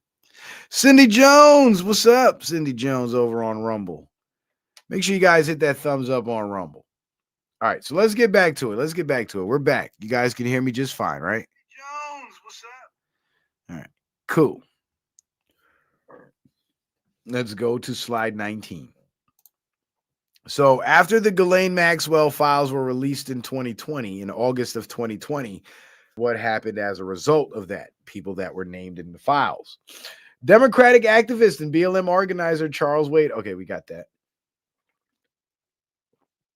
The Democratic Virginia delegate Joe Maurici, he was charged electronic solicitation of a minor, possession of child pornography, and distribution of child pornography. Democratic Massachusetts Congressman Gary Studs was censured by the House of Representatives after he admitted to an inappropriate relationship with a 17-year-old page. And I think a page would be a boy. Democratic former mayor of Stillwater, New York, Rick Nelson, was pled guilty to 5 counts of possession of child pornography and children less than 16 years of age. Democratic former mayor of Clayton, New York, Dale Kenyon, was indicted for sexual acts against a teenager. Democratic former mayor of Hubbard, Ohio, Richard Keenan, was given a life sentence in jail for raping a 4-year-old girl. And you notice every single one of these pedophiles and perverts are Democrats. Now, I know you guys have been scrolling on social media and you've been pretty frustrated at seeing all these uh, compromising photos of Donald Trump, right? And you'll see shit like this. Oh, just gonna drop this Miss Teen USA pageant picture right here. And the top picture is Donald Trump talking to the pageant, and the bottom picture is Donald Trump kissing the girl, right? But what do you guys notice about the differences between the top picture and the bottom picture? I want to know if you guys see what I see. Aside from him being depicted as kissing the young girl, of course. What do you guys see? What do you guys notice? I'll give it a minute. I'm going to spark my blunt back up. Give it a minute.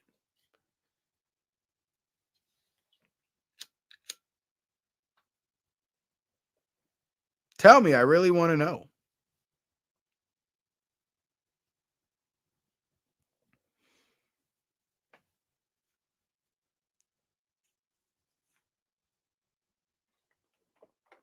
I don't see any responses.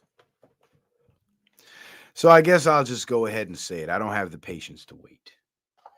The picture at the bottom is clearly through a different filter. The colors are much more, or the black and white is much deeper and more pronounced. That is because the bottom picture is a fabrication based on the elements of the top picture, right? Here's another example of weird ass pictures that they've been putting out. Yeah, there's been neocons arrested too. I know. I did a whole stream about them bastards.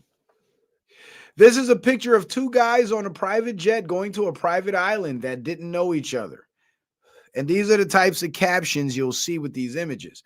But if you look at the image of Donald Trump sitting in the chair, the way the legs are crossed, it looks really weird, doesn't it? That's because it's a fake image.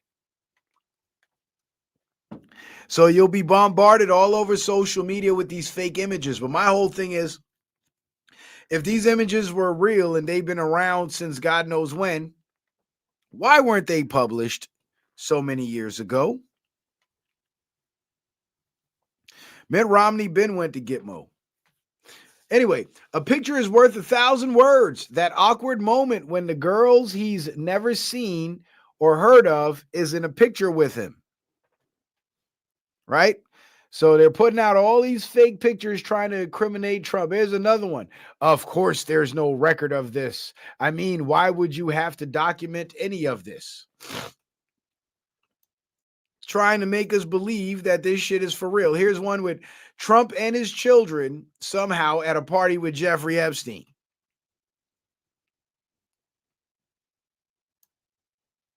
And if you look at this picture of Jeffrey Epstein, you can tell. You can tell.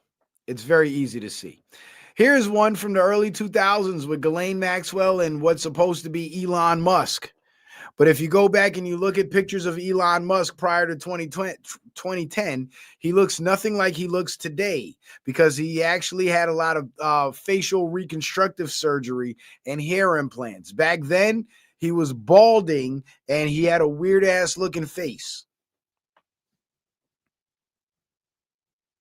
So they put Elon Musk's face from today in a picture from the era when his face didn't look anything like that.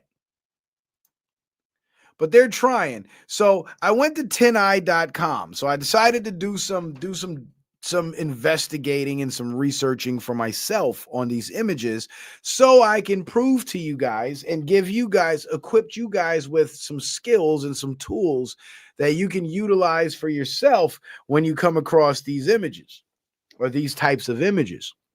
So I went to tineye.com and I pulled up the first picture, which was the black and white picture of Trump kissing the pageant. And it says first indexed by TinEye on July 10th, 2018. So tineye.com, what it does is it takes the image, it does an AI search through every website that ever posted that image, and they give you the results. And this picture is, of course, a young Donald Trump, and I think it's from like the 1990s, early 90s. But for some reason, TinEye, out of 79.3 billion images, was only able to find 10 results for this particular image, and it dates back to July of 2018.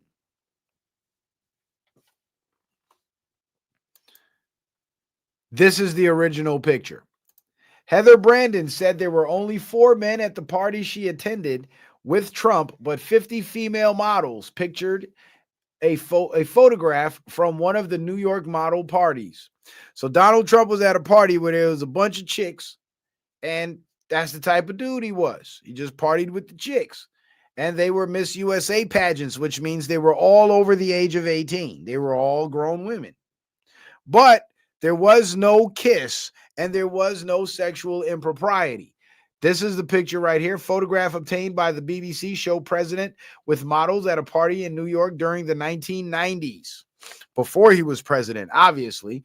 And he's talking to the girl. And then he's posing with a picture with all the other girls. But I'm going to show you something real quick. These hoes are broke. Those pictures and those accounts are from this Daily Mail article from July 2018. And it says BBC airs report about Trump called "Is the President a Sex Pest?" featuring new allegations from the 1980s and 1990s. And if you guys have been paying attention to the red pill spaces, you would know by now that women that choose to profit from their looks, like beauty pageants and porn stars, etc., prostitutes and sex workers, they don't last very long, because once their youthful beauty fades, if they valued themselves based on their beauty, once their beauty fades, if they got nothing else going on for themselves, they end up being broke. And if they started out as hoes, as young hoes, and they ended up being old broke hoes, you have to remember, these are women that were willing to sell their bodies, the most precious thing God gave them, for $1. So now that they're old and broke and don't got shit going for themselves, they need some money. So if the opportunity comes along to lie about one of the rich tricks that they used to mess with back in the day, and they can make a few $1,000s off giving a fake account and telling a few lies, you think they won't do it? You think they won't do it? So what the media did, what the mainstream media did in their efforts to demonize Donald Trump, is they got a bunch of broke hoes from back in the day that had any dealings with Donald Trump or any meeting or any cross paths with Donald Trump in any way, to give their accounts. And because they have pictures to show that, or to prove that these women did have contact or interactions with Donald Trump, it gives them credibility, and they pay them to lie. You pay a young hoe to lie on her back, and you pay an old hoe to lie on the rich tricks. That's how it goes. And that's exactly what the BBC did with these old hoes. Panorama's report includes allegations that Trump was like a predator in action. Trump was a playboy. He was not no predator. He didn't have to be. One of the women, Barbara Piling, said she met Trump at a party in New York. She alleged that he asked her how old she was and approved when she said 17. And we don't know how true that is. We don't know how true that is at all. Man who claims to have seen him at the parties said he would brag if he scored. And again, what men didn't brag if they scored? That's something that men do. Did he say he scored with young women? Did he say the age of the women he scored with? No, he didn't.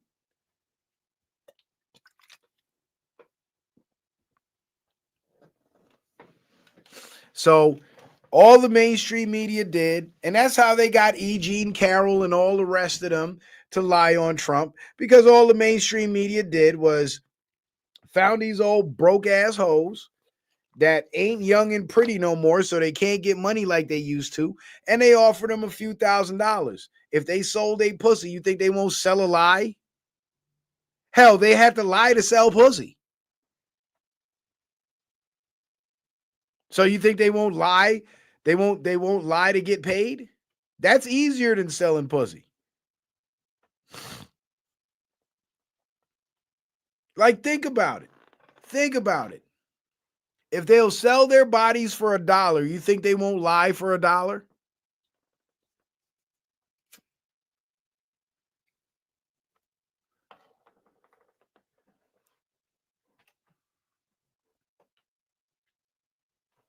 You show me an honest hoe, I'll show you a goddamn liar.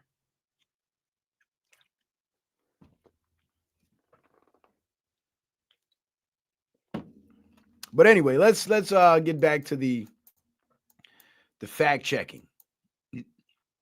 So this picture is obviously fake. The picture with Donald Trump kissing the model, obviously fake. That's the real picture there from the article that the old hoes lied about. The picture on the plane, only 10 results out of 79.3 billion images online. And the oldest index image is January 12, 2024. That was the earliest date that this picture was detected as being posted by 10i.com, which to me, based on the weirdness of the legs and it obviously being fabricated, they fabricated it in 2024 and posted it in 2024. And of course, lead stories, the fact checkers themselves, even had to admit that the picture was AI generated. Let me go to the big gallery, see if we can pull this up. Let me see. Stop sharing. Share. See if I can pull that up in the big gallery.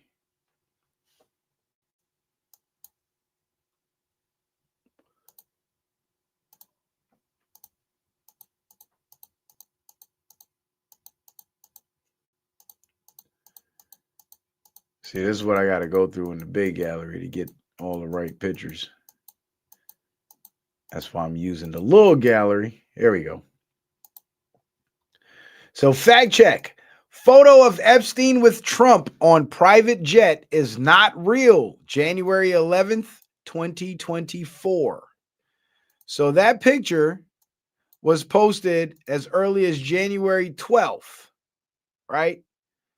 Well, 10i found it January 12th, but on January 11th, 2024, a day before, it was already fact checked and proven to be AI generated. You see? And this is how the mainstream media and the left-wing political establishment makes their followers look stupid, because they put out this fake shit and these lies and get their followers to share it and discredit themselves. Is a photo of Jeffrey Epstein and Donald Trump sitting next to each other on a plane, on a private jet, an authentic picture? No, that's not true. The image of the financier convicted of prostitution crimes and the former president of the United States is not authentic. It is an AI-generated image, as an online detection tool showed. Epstein and Trump were photographed together multiple times over the years, and some of those photos are for sale online, but this particular photo is fake. So how you like that? Even the fake checkers have to admit that it's fake. Huh? I don't hear you. I don't hear you.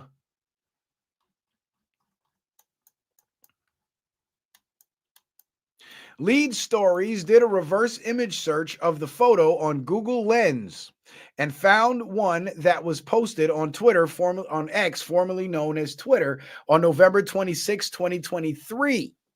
So that's the earliest posting. On the account Annie for Truth, archived here. Hive Moderation, an AI-generated detection site, rates this image 100% AI-generated, as the screenshots below show. This image, posted months before the Facebook post, did not become more real in the months between. Hive Moderation rated the Facebook post 1% not AI-generated, or 99.9% AI-generated. So the Facebook post was real, but the image was not. And you notice the person that posted that disinformation, Annie for Truth. That's why I'm always skeptical of these channels and these content creators with truth in their name. Because my whole thing is, if you're really about truth, you wouldn't have to put truth in your name. You wouldn't have to constantly remind people that you're about the truth.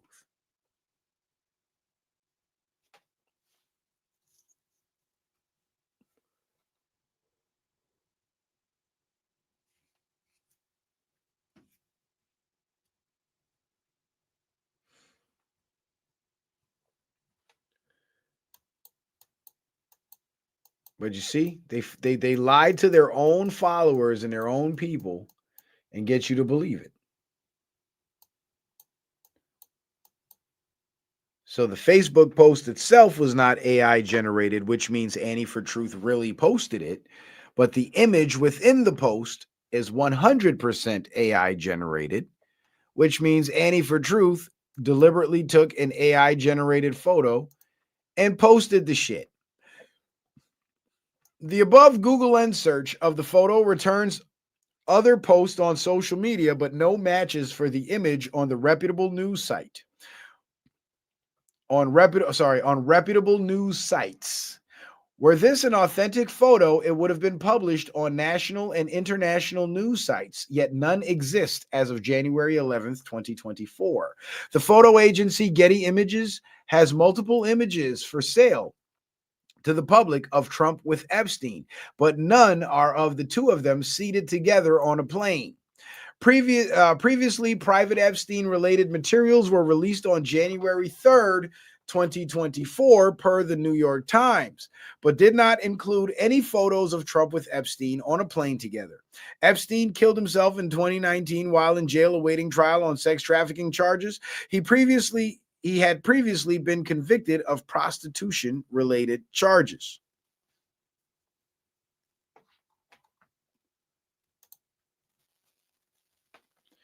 All right, now we're getting into the goofiness. So let me stop the screen share and go back to the other gallery.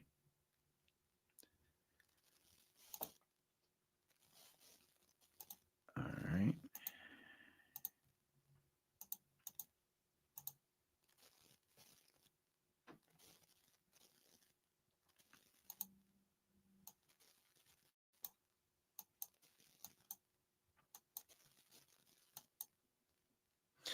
So this is the other photo, the picture of Trump on the plane with the girls.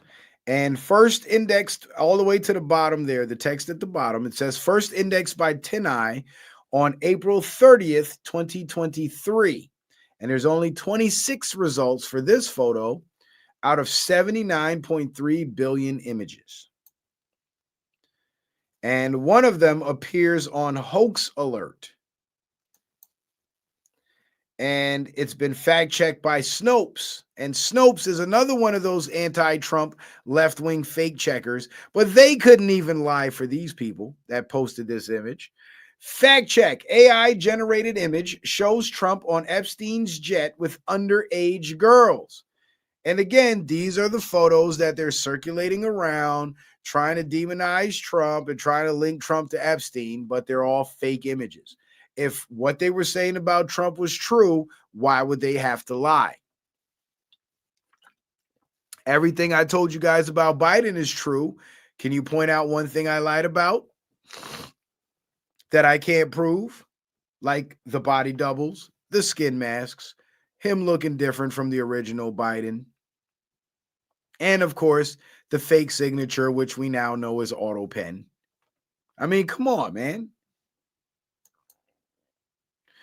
And here's the fact check from Lead Stories on the same image. Trump Epstein photos with underage women not authentic. They're AI generated. Of course they are. Of course they are. All right, let me go back to the big gallery. We're on slide 37.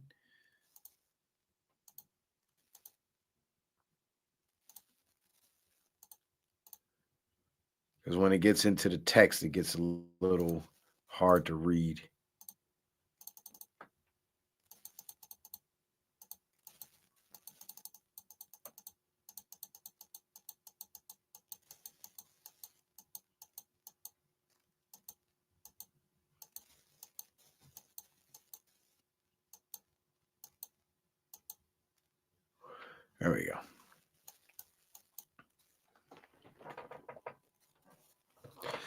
Did old, never before seen photos surface in May of 2023 of Donald Trump posing with young women on a private jet and also partying with Jeffrey Epstein?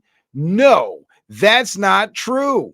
Although there are authentic images of Donald Trump posing for pictures with young women and with Jeffrey Epstein, these three images surfaced on social media without any provenance or explanation of where they came from or what they show. The images show telltale signs of having been partly or entirely fabricated with an AI program such as Midjourney, leaving legs off Epstein in one case. It's goofy shit. This is goofy shit. And what's crazy is the fact that even the fake checkers that have been known liars all these years can't even lie about these images. And the reason why they can't is because it's too easy for average Americans to reverse search these images, reverse engineer these images, and prove that they're AI. So in order for the fake checkers to maintain some semblance of credibility, they have to report on what can be easily proven. They have to acknowledge what can be easily proven. And this is why they're doing this. Two of the images were posted on the Finnish message board yalwata.org on April 30th, 2023. I probably butchered that word. On that same day, one of the two images was posted by Gravity VT on Imager.com and by Walking Talk on 9GAG.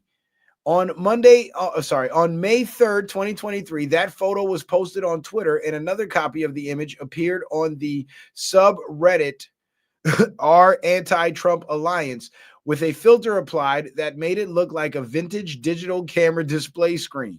On May 8th, 2023, two photos paired together as one was posted on Twitter by Marlene4719.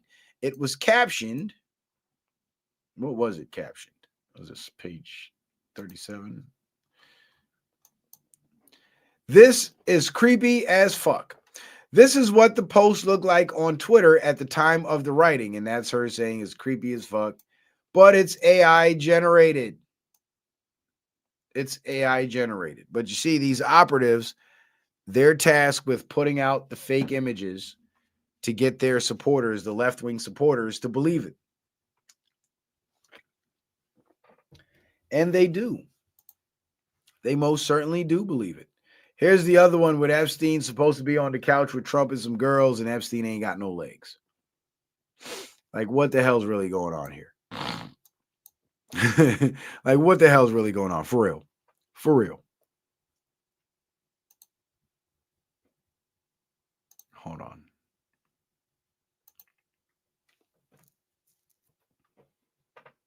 Try to do something.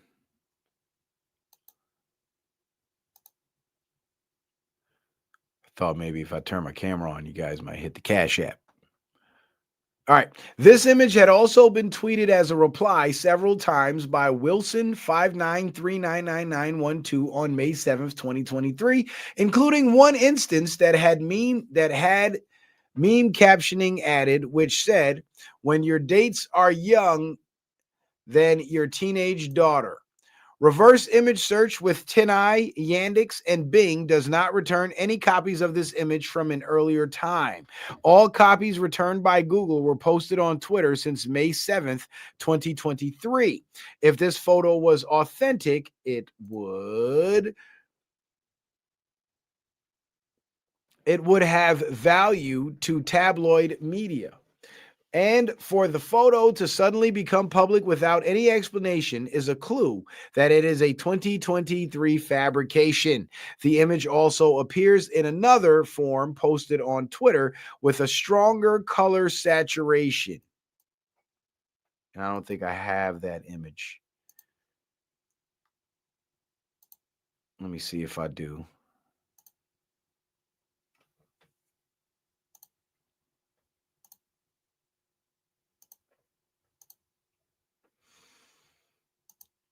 See if I do.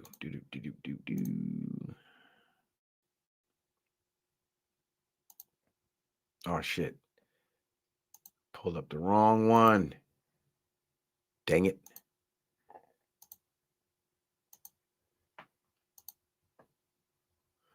Window. No, window's not open. Gotta open the damn window. All right.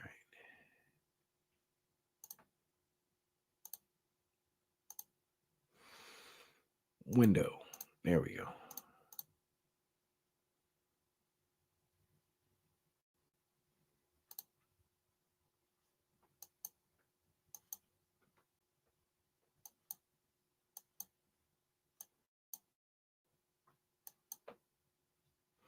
All right.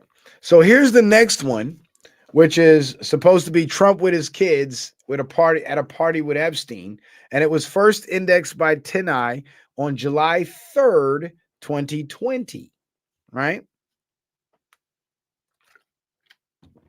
July 3rd, 2020.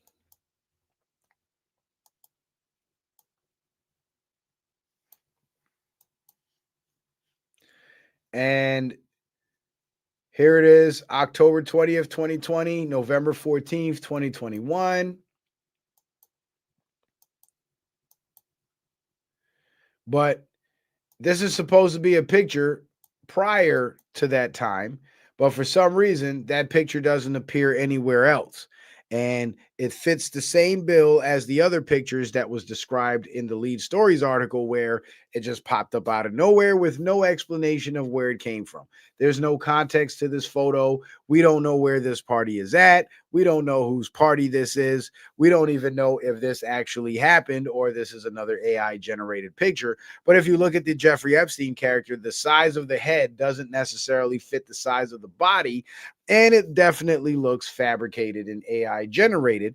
And considering the fact that we just sifted through so many other photos that were AI generated and fabricated, well, it's pretty easy to assume that this one was fabricated as well. Now, on to slide 43, the picture of Elon Musk and Ghislaine Maxwell.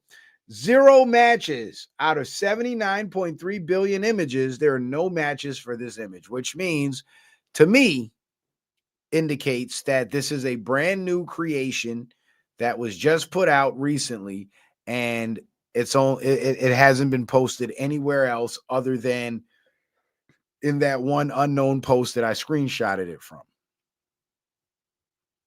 And it was a montage on Instagram with all of the images that I just shared with you guys that all happen to be AI generated. So every image in that video montage was AI generated. And this one with Ghislaine Maxwell and Elon Musk, I believe, is also AI generated.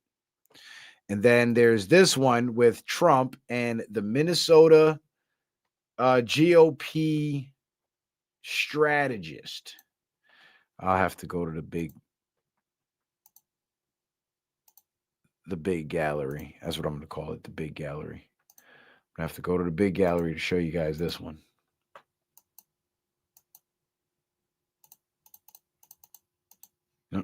There we go. Minnesota jury has found GOP strategist, donor, and founder of Big Tent Republicans, Anton Lazaro, guilty of sex trafficking children. And as this guy right here, and he's in the picture with Trump. And there's one result on TNI, 79 out of 79.3 billion images, first indexed on August 8th, 2025.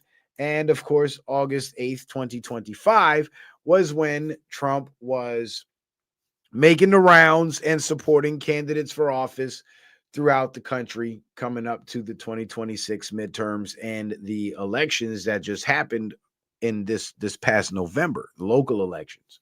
So it is quite possible that Trump actually took a picture with this guy, but didn't know who the fuck he was. Because if the picture was taken in August and we're now in November, I mean, Trump hadn't known of this guy before. But yeah, DC Legendary, this AI shit is pretty damn dangerous. It really is. And it scares me because they can use AI to put you anywhere at any time doing damn near anything.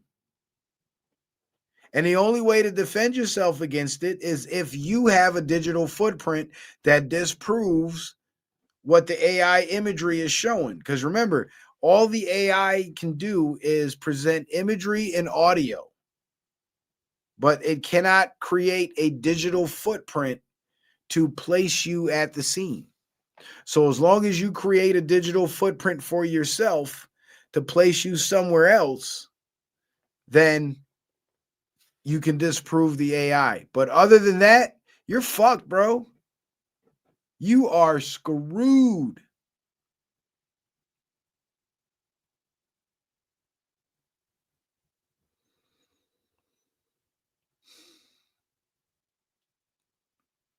But now you see why so many Trump supporters have been defending Trump, because he's an honest man and he's worth defending.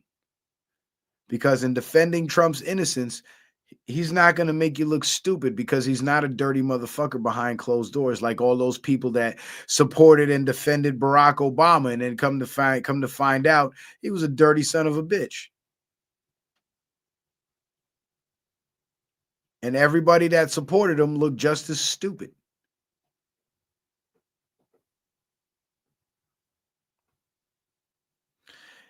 Because you got to remember, Donald Trump knew what he was getting into when he decided to run for president. He knew the type of scrutiny he would be under when it was time to run for president. And he knew that he had to keep his nose clean in order to succeed as president. So all this shit they claim and all this dirt they claim they got on Trump and all this bullshit, it's all nonsense. It's all crap. None of it is true. It doesn't make any sense when you try to compare and contrast it with his personality type. None of it makes sense because the timing just doesn't add up. None of it makes sense because the people that are feeding us these lies have been known to lie blatantly about other things. So it just doesn't make sense. It's like we've caught you lying about everything else that you've been broadcasting and presenting to us, but all of a sudden we're supposed to believe you when it comes to Trump. So you lie about everything else, but no, not Trump. We won't ever lie about Trump. Well, I'll tell you the truth about Trump. Like, get the hell out of here. Get the hell out of here. For real. And the reason, for most of us, we want to say, they must really think we're stupid. But the truth about it is, they do think we're stupid. That's what it boils down to. They do think we're stupid. Because so many of us have proven ourselves to be stupid by believing, not only believing, but helping to proliferate the nonsense. We have proven ourselves to be stupid.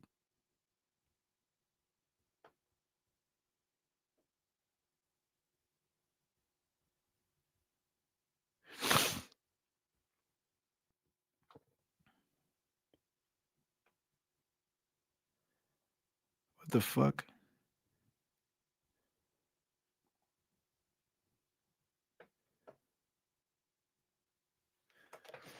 You know what I'm saying? Because they put out the lies and we fall for the lies. And we can't keep falling for the lies. And it don't matter who they pay to put out these lies or who's telling you these lies. Just know they're lies. You have to know that they're lies. Don't fall for that personality worship and say because this person said it, it has validity. You do your own research and you validate it for yourself.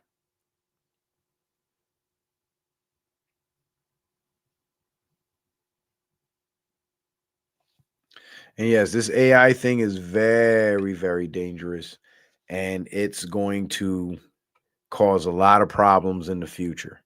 Because let's say they want to push another pandemic. They can use AI generated videos of masses of people dropping dead, and then they'll make everybody believe it. Who's to say those videos coming out of China weren't AI? You know what I'm saying? So it's a powerful weapon, but it's a dangerous weapon.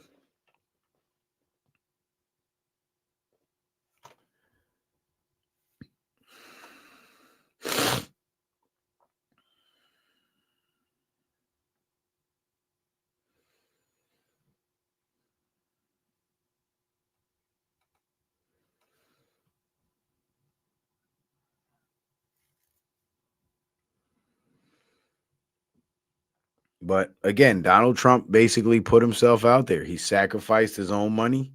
He sacrificed his own good name. He subjected himself to all types of slander and defamation, as we see what's happening here with the Epstein thing, all for the sake of pulling America out of the clutches of the international order. You know what Mayor Mamdani said in New York? He said he wants to govern New York based more on international law. And this is what I've been telling you guys the whole time. The Democratic Party is the party of foreign infiltration, and they want to put America under international governance, under international law, where the Constitution doesn't exist. Thus, the restrictions that the Constitution places on government don't exist. So government has ultimate power. That's what they're aiming for. That's their goal. But another strange thing happened. Trump actually had Mamdani. Mamdani visited the White House and visited Trump and was in the Oval Office with Donald Trump, and Donald Trump wished him well.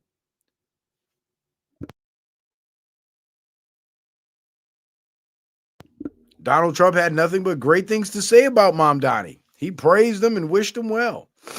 You guys should go look up that clip. But you know what I think that's about?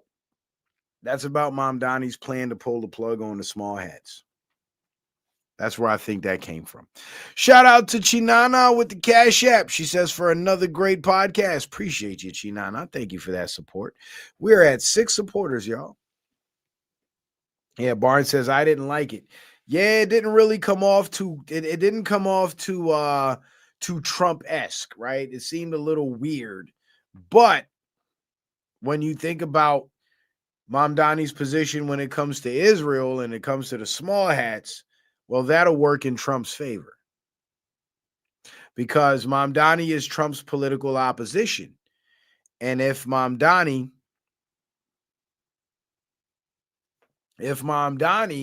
is severing ties with Israel and the city of New York, and it's Trump's overall goal to completely sever ties with Israel, well, Mamdani is pretty much doing the work for him. So, yeah, I would praise him and support him too. And I would encourage him to cut ties with them small hats. I would tell him to make that your priority.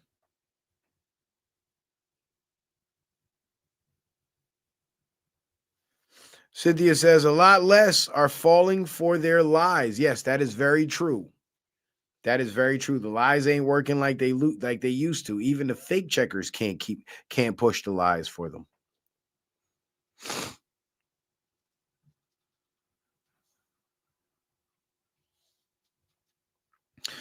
Elsine on Rumble says, I wonder what AI would recommend to clean up all the current messes. Well, I guess you can get on ChatGPT and ask. I guess that's all you could do. That's what I would recommend. So, guys, we got 6 people on the board so far. We got 6 supporters on the board. If we can get 4 more supporters, we got 66 people on YouTube, 16 people on Rumble. Those are pretty low numbers, but we can get the numbers up. And I think out of, what is that, 82 people? Out of 82 people in total, I think 4 more people could put $1 on the Cash App. I don't think that's too much to ask, but y'all be acting like I'm asking too much, so I'll be scared to ask. I'll be wanting to ask because then I feel bad. Now I feel like now y'all make me feel like I'm e-begging and shit. But 6 supporters would be great. 6 supporters would be awesome. So, guys, the deep state attempts to demonize Trump are failing, and they are finished. The deep state is cooked. And now that Trump is throwing out the sedition word and everybody's in a tizzy about the death threats, I think something big is coming, and it's probably going to involve mass arrest of these public officials, just like the people been wanting to see. And pay attention to that new ballroom construction that's happening at the White House that Trump has been undertaking at the White House. Because if I had my guess, now this is me reaching, I'm going out on a limb here, so don't quote me on this. But I think that Trump's new construction on the ballroom. Hold on a second. I got to fix my screen for this. Trump's new construction with that ballroom, I believe that new ballroom is going to be the courtroom where military tribunals are going to be held for treason and sedition charges against these Democrats, these rhino Republicans, and everybody else on the government level that's been involved. And that's why I think the media is making such a big stink about him building that ballroom, because they know that this will be a space where their operatives and possibly themselves will be put on trial and convicted. So essentially, that ballroom is going to be the new courtroom. Yeah, I hope I'm right too, Barnes, because God knows I hate being wrong, but keep an eye on that ballroom. That's what I'd say. DC Legendary says doesn't seem far-fetched, actually. No, it doesn't. It doesn't, because Trump's sneaky like that. He's sneaky like that. He'll call it a ballroom, but I mean, a ballroom can be used for a ball, for all sorts of events, speaking engagements, court proceedings, you know. And yeah, Motor Wolf, we hope everything front row and center. That's what I'm hoping for too, because all the operations that I've been covering throughout the years have all been classified and behind closed doors and kept secret. But I hope this round will be the final round and it's going to be all public.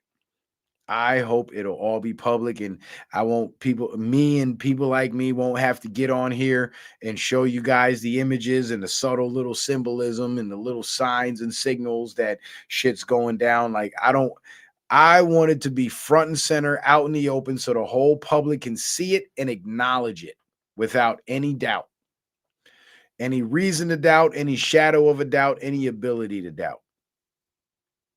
Because I'm going to be here broadcasting that shit live just like everybody else.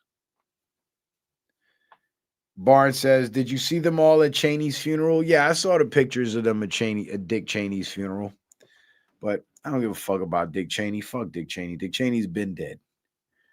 All that shit was just Dick Cheney's funeral. The broadcast of Dick Cheney's funeral was just to show the American people who are on team foreign infiltration. So when the tribunals start to happen, we'll see those same people being put on trial because they are the traitors. They are the ones that are committing sedition. And remember that clip I showed you on the last show with Orange County Sheriff, Orange County Mayor Jerry Demings, who used to be the sheriff of Orange County, saying that he didn't want the entire county board of commissioners to be removed from office. So he signed the ICE agreement and whatnot. I think that the feds got dirt on all of them people. But now they're being forced to play ball because they're seeing their other cohorts in other districts and other states going down and getting arrested. So now they know that the feds ain't fucking around. Ain't nobody in the agencies going to try to cover up for you. You have no help. And the presidency and the federal machine is against you. So now they're playing ball. Andrew says, Citizen Man, read my comments. Brother, I don't see your comments. Negan?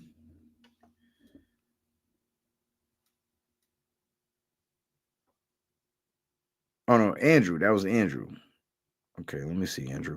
Says Citizen Man, Governor Whitmer is destroying Michigan, arresting deer hunters, also banning schools for holding kids back. Department of Education needs to shut down and no accountability for public schools. Citizen Man, why isn't Department of Education shut down yet? Also, Virginia Blue Wave fraud. Also, what if midterms lose? Will the plan be over soon? Well, it's supposed to conclude at the end of Trump's second term, which would be, of course, 2028.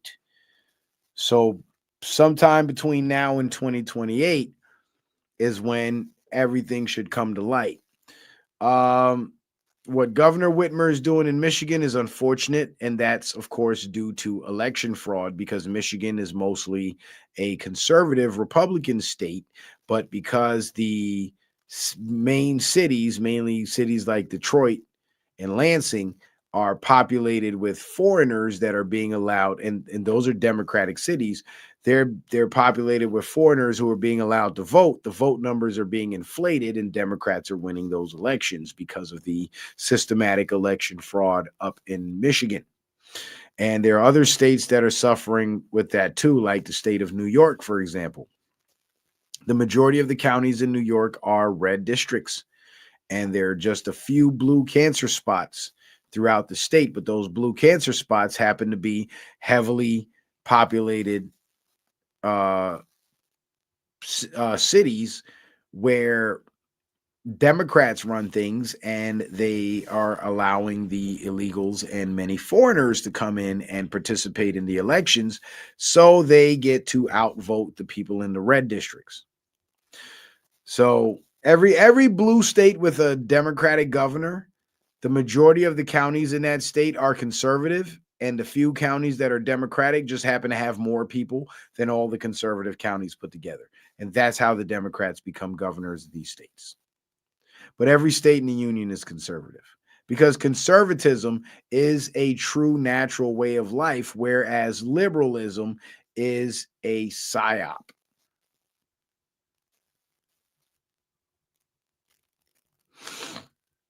But anyway, guys, we're almost at 2.5 hours. I got to shut it down. I appreciate you guys supporting the show. Let me go ahead and shout y'all out real quick. Okay, so we are sharing the screen. All right. Let me go ahead and run through these promos really fast. Try not to waste too much time.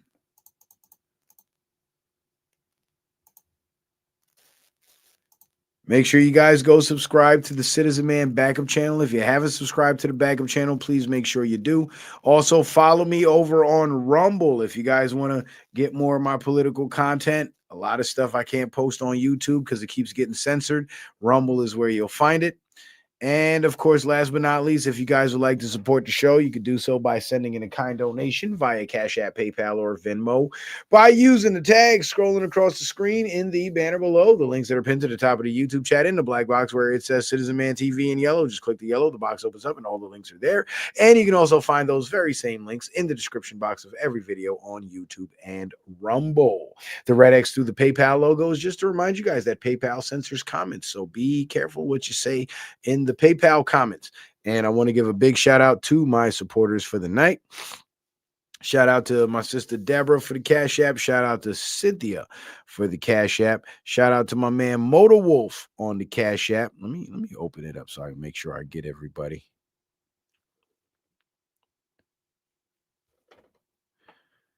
Shout out to my man Motor Wolf on the Cash App. Appreciate you for that support. Shout out to Brother Lee 14224 on the PayPal, and shout out to Sister Elsine on the Venmo, and shout out to Iron FE on the Super Chat. How many is that?